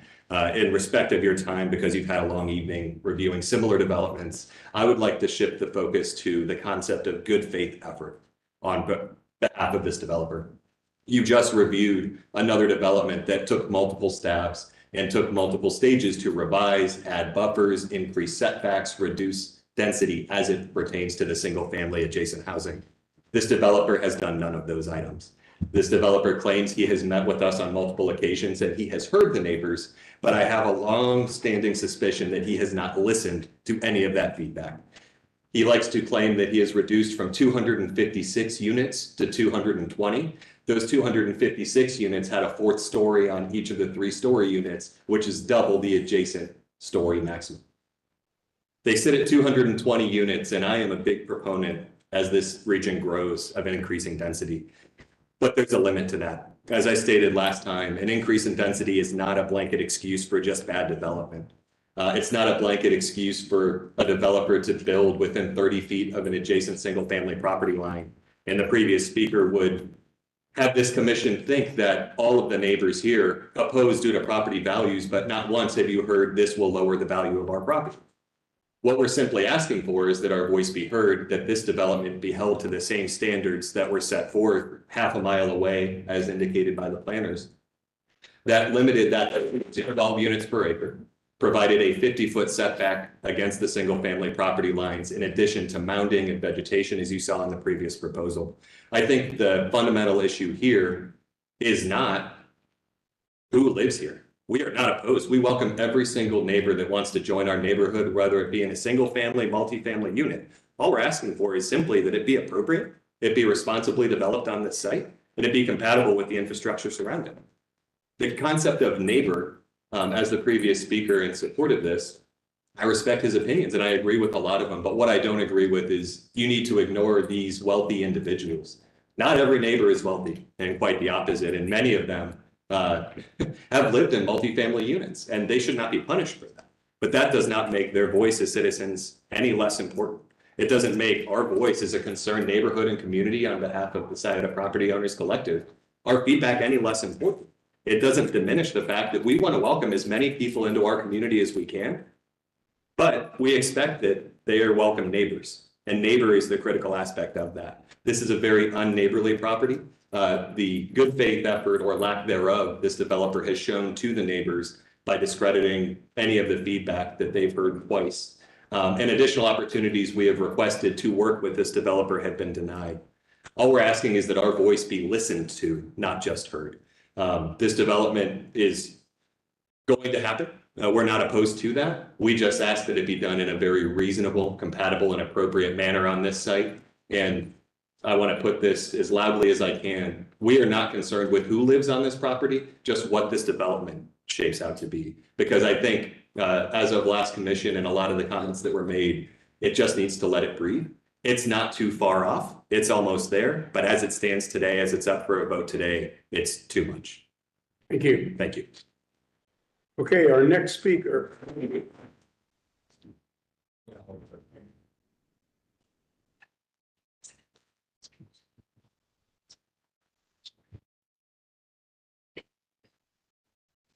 Hello, my name is William Schmidt.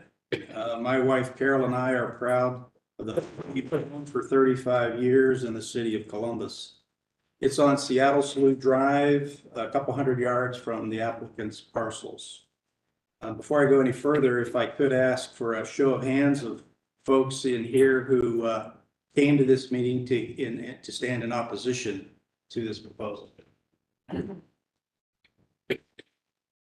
I sat in this room and listened to the knowledgeable guidance you gave the applicant last month that 17 multi-story apartment buildings, 5 garage buildings, 2 maintenance buildings, clubhouse, and other facilities with setbacks less than 50 feet in the midst of single-family homes, many of which are one-story ranch-style homes.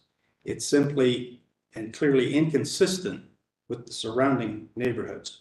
The applicant has brought this matter back to you with no changes and without reaching out to anyone in the community, even once in the last month. This applicant apparently believes he can ignore guidance from the city and the best interest of its residents.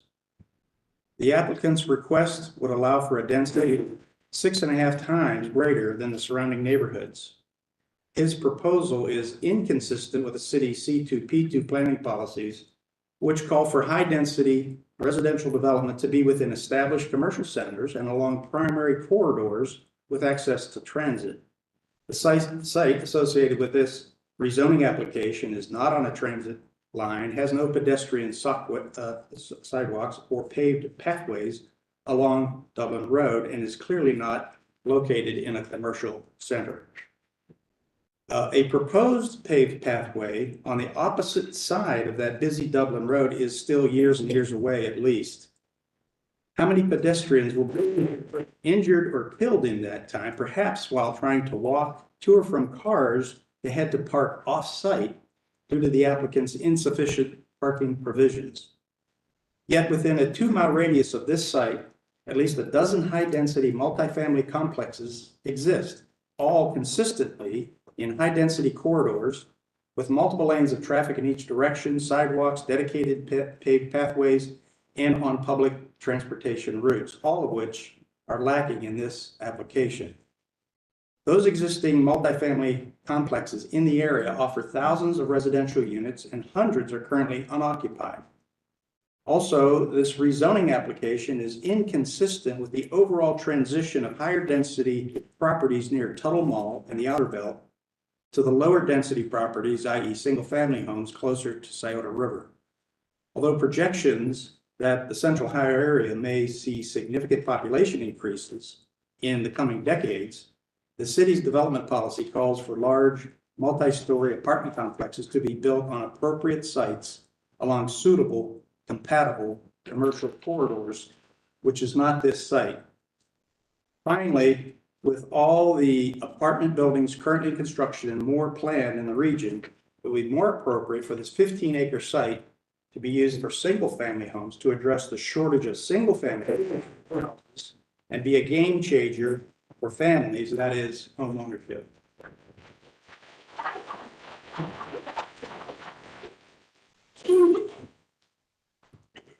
Okay, and our third speaker. Patio homes. My name is Angie Kirk, and I'm coming here tonight as a neighbor.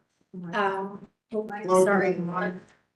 Could you move the mic closer to your? This one, no, this. Yeah. Yeah, okay, It's sorry. the- Is that better? Yes. Okay, sorry about that. My name is Angie Kirk. I'm here tonight as a neighbor. My family and I live directly across Dublin Road from the site of this proposed development. I have been following this proposal since its inception. Really just trying to figure out how it could make sense to have this increase in density in this area. And it doesn't make sense. And I was at the meeting last month where this board finally reflected to us everything that we've been saying all along, finally seeing that this density is too great for the spot, that it doesn't fit, it doesn't make sense. I was encouraged when the board gave the applicant the opportunity to go back and to finally work towards something that does make sense, that is responsible and appropriate and compatible with the community. Unfortunately, as we know now, nothing was done, no changes were made. I'm not entirely surprised because throughout this process, there has been a lack of actual effort to work in a spirit of cooperation. There's a slide in the packets that were provided that shows the initial proposal as it was given to us back in April. And does anyone have the, I can pass these out right quick. Basically, when, if I just give one, can you pass it now?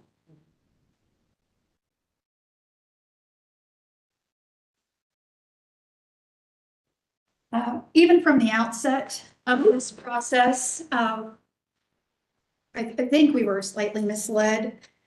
You know, they're saying that they lowered the proposed number of units from 256 down to 220, but you can see in that slide that the math, as they say, isn't mathing, because at 256 units on 14.71 acres would have had a dwelling unit of 17.4 dwelling units per acre.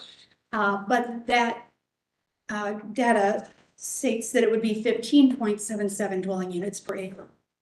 So the math didn't work out, but when they came back, after hearing our opposition, and they said, hey, we've reduced it down to 232. Well, surprisingly, or not surprisingly at all, 232 units on 14.71 acres is exactly 15.77 units per acre. I think what happened here is a classic negotiation tactic where they came in saying, oh, 256, much higher than they thought they could get, much higher than they wanted. So that when they came back with 232, it looked like concessions were made where they had not been made at all. It's just a reflection of an unwillingness to cooperate, an unwillingness to make any changes, to try to be more responsible in their approach. Sorry. Thank you. So I apologize. Basically, this community is not saying do not develop. We've been very clear. We want it to be responsible. We want it to be appropriate. We want it to be compatible. Right now, it's none of those things. We really just want the board to understand it's not no, it's what. It's bring in the neighbors. That's fine. Bring in development, make use of the land. But going from an area that currently has 3 single-family housing units on it and putting in 220 is unreasonable. It's absurd. Thank you all for your time. Thank you.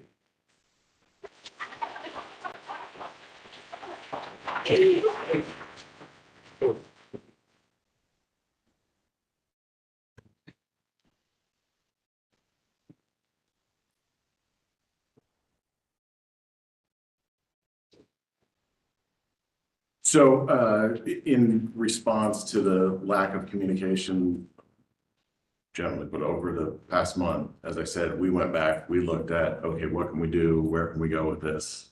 And what we decided is anything that is going to bring in support from this very passionate opposition would be a redesign.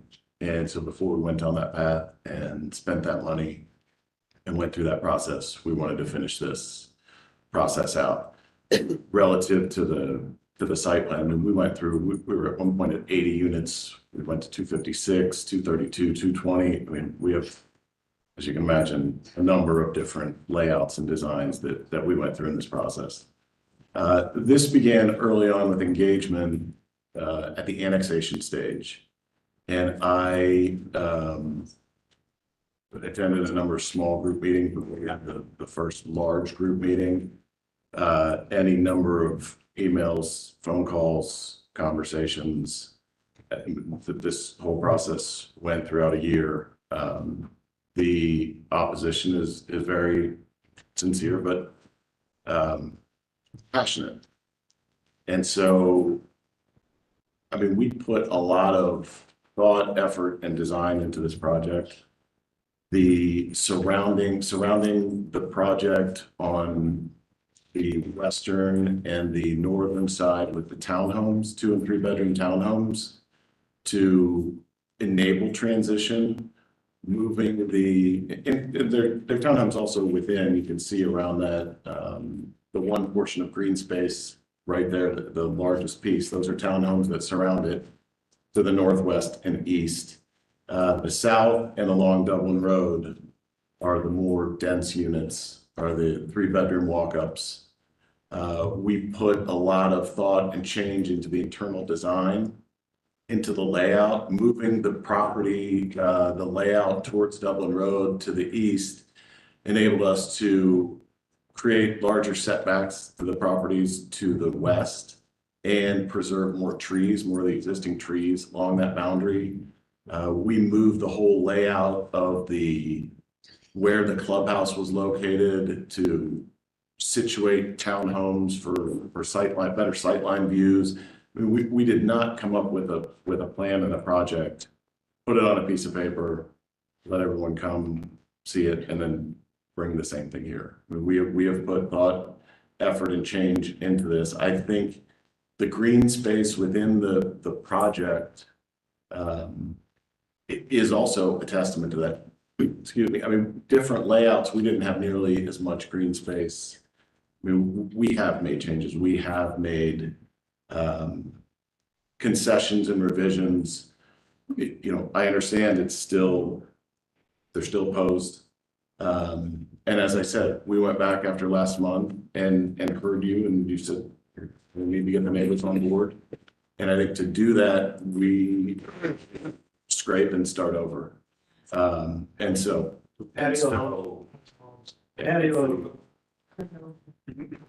So I thought before we go down that path, we want to finish the process on this project. All right, well, I think we're gonna get to that, our business tonight.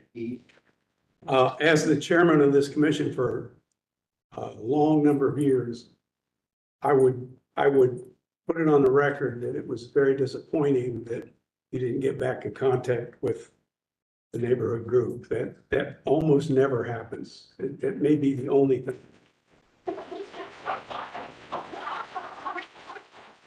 We would rather have groups come together. When I first started on this commission, every lawyer kept his cards close to his vest and then wouldn't tell any neighbor anything. And there was just a clash that night. It was gunfight at the OK Corral in every single case.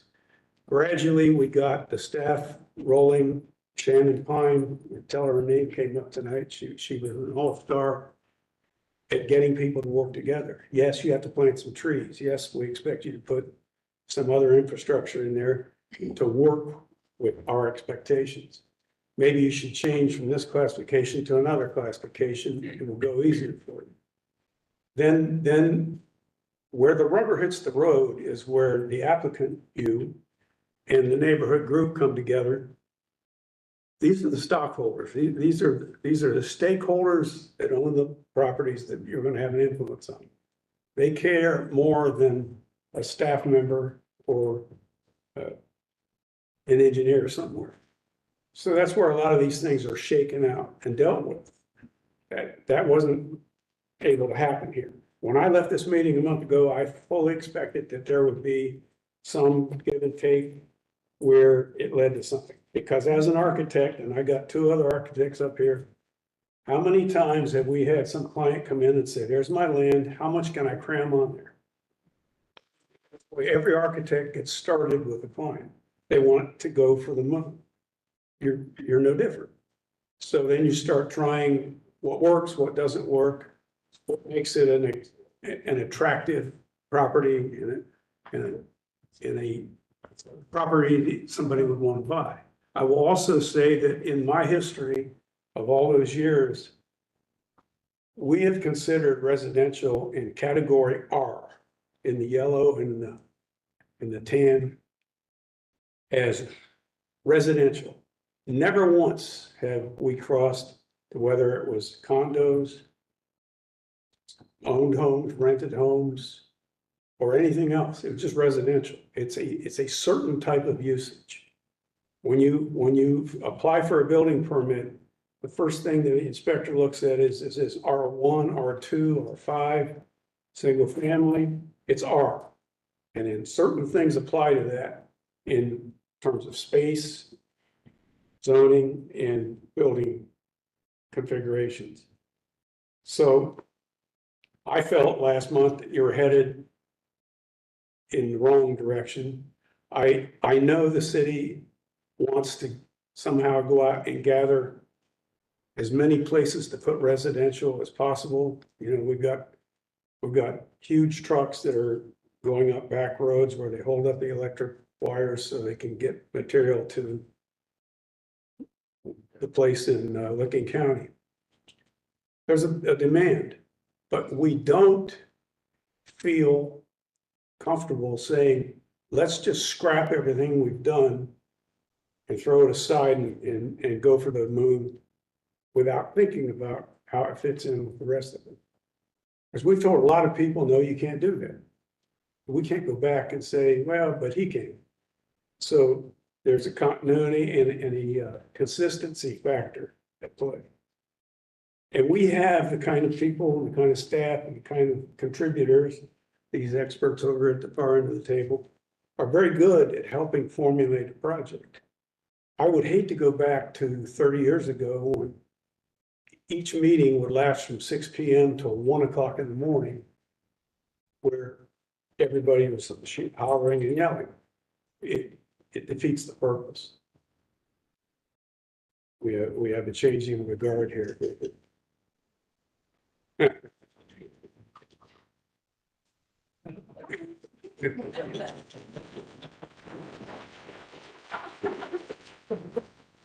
Welcome to the commission.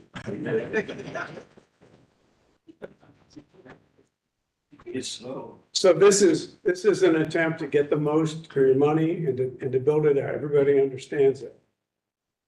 It looks a little suspicious when you also have to ask for building setbacks and height variances on a completely fresh piece of ground. It looks like you're aggressively really going after it. Now, if you were playing football for Ohio State last November, we'd be all for that. But you got to play well in the sandbox in order to work with the city of Columbus as we stand now. Now, I'm sure that as time goes forward, we'll get a little bit more open to finding usefulness in locations where we can up the ante and get more residential, but you can't go into an established 10 square mile area of residences, no matter what you might want to call them, no matter who you might think would live there, and put this high powered, high intensity 220 units.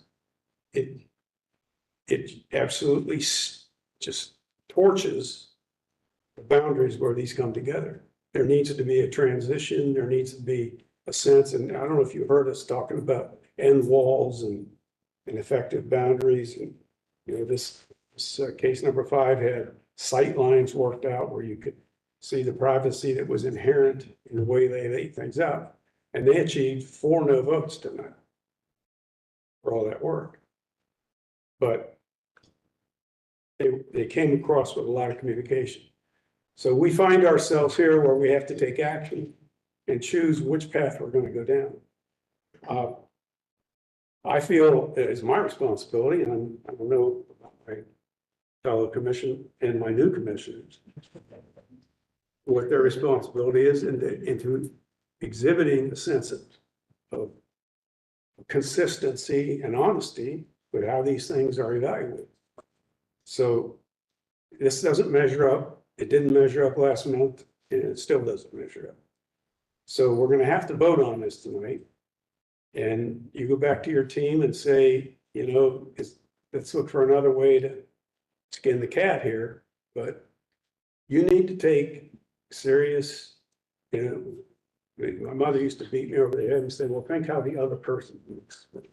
If you lived in that house behind there, what would you think of what was proposed here? And then you need to do a very clear and concise communication document that says, here's what we've worked out. Here's how this buffering works. And here's how the guy sitting on his patio back in the existing 1 or 2 story home, what's he looking at? Is he looking at trees and a berm and a fence and doesn't really know what's going on behind there? Okay, that's a start. But those kind of things have to enter into the game plan. And I think you only start, you got stock drawings of the architect's plat files and you put them together, and there's places this would work. There are places where this would fit in just fine, but this is not the place where that's going to fit in fine from my point of view. So I invite anybody else that has a comment. Sound off. So I do appreciate this design. It is beautiful. However, the community has spoken, and I cannot miss the fact that my expectation when we left last month was that you would connect with the community and come back with a plan. So I get what you're saying.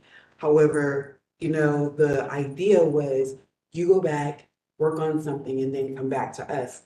And you know, that didn't happen. And so that's an issue for me as well. Well, and to that point, if I'd have taken 10 minutes when you offered the tabling, we come back and said, we'll take the vote and complete this project. And You that. gotta work with your community. That's what you have to do at this point, because I'm going to say no.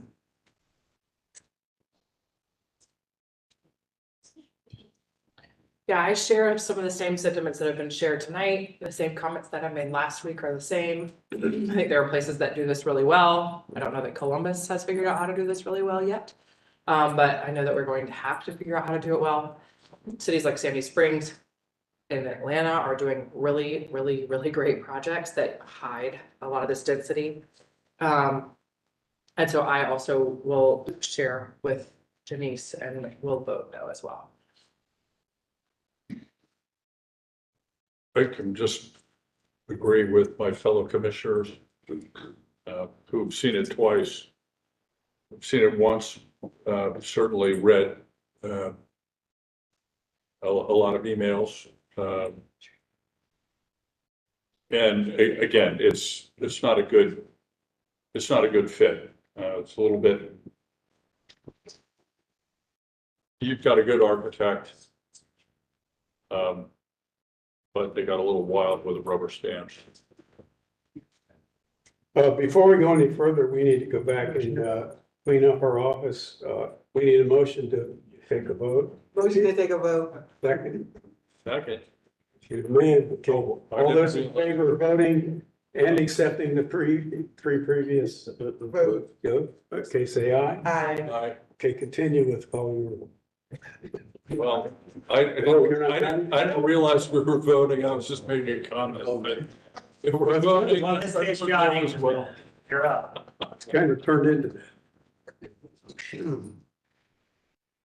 We're gonna go with John Anderson. Sorry. No. Kay and Luke Wayne. I'm gonna say no, but let me do a little bit of editorializing here. I think the other commissioners have already expressed their disappointment that you came back with the same package. When you look at the last item we talked about, graphically is very convincing. And when I look at what you have, it's not. And I think in that case, there's a little bit more your architect should do beside redesigning to find a way to actually graphically and technically convince and convey the information you want to achieve. So having said that, I will also mention to the neighbors, Columbus is growing. We need to start getting away from our NIMBY mentality that is not in my backyard. It's going to happen. But what we are wishing and for the purpose of this board is to make sure that what comes into the neighborhood fits. It's not just to shoehorn anything into a vacant land. So having said that, my vote is still no. Thank you. For the record, Denise Shanklin, No. Amanda Golden, No. and Chair Fitzpatrick. I'm going to mention a hunch I have that tonight's activity here is going to set a precedent for how we go through the coming months and perhaps longer in this emergency sense that we have to just drop everything to make any kind of housing work. It has to be done with care. The previous case, I'm going to give this to you, the tape when it's up, but they'll let you walk past that sign. Because communication is important. But I don't think anybody would appreciate turning our back on all the actions we've taken over 20 years and abandoning that because there's a new sheriff in town that wants to up the housing count. We can count up the housing count, but you got to do it right. And you've got to touch all the bases. I personally have read all 104 of those letters. Some of them are alike, but I read them all just to really get my finger on it because I think this is a very critical coming together in the forest to figure out how we're gonna act as these kind of things go forward. So back to the drawing board shouldn't take a long time. You know what the game plan is. You saw what, I mean, they got one yes vote, but they did get 4 no votes, even though they did a great job. So they didn't do quite enough. And it wasn't for what they did on the property we voted on case number 5. It was the conglomeration of all the other projects that were simultaneously going forward. So about 20 years ago, 25 years ago, there was a document created by the city of Columbus called the Pay As We Grow document. When Columbus was going to take the initiative to rezone some property between Hilliard and Dublin. Remember that? I do. And George Arnold, I called George and said, you can't have our agenda. Our hands are tied. We can't just jump off the ship and make a phantom boat. It's got to be worked out because Hilliard, Dublin, Washington Township, and 8 other nationalities coming together to fight this because there was an impact on everything. And there, if you heard our discussion on case number 5, there's an impact at one intersection where do the cars go to diffuse through the neighborhood. It does happen. And here, this sleepy old part of town with single family homes going north or south, pretty good distance, 2 bridges that are a choke point to go across the river. And they're intense. That all has to be shuffled into this for the big picture to make sense, as well as the on-site. So I know you're a smart guy and I know you'll figure it out, but it may not be the same number of units, or they may have to be reconfigured in a certain way. But we go back, people wanted to put 3-story buildings near Raymond Memorial Golf Course, which we call Scioto West. And they were turned down multiple times because there is too much of a culture shock. So, you know, we've got to go through this transition to where there's going to be more density, but what else do we have to do to tow it through the rump? You know, like the ice road truckers. So I'm casting my vote no, and we welcome you to come back.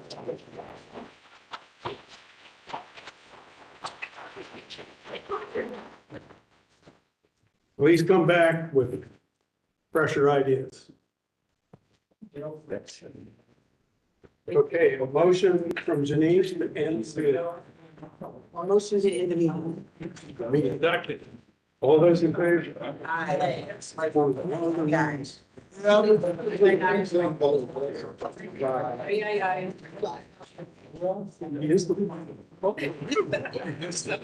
Very dirty.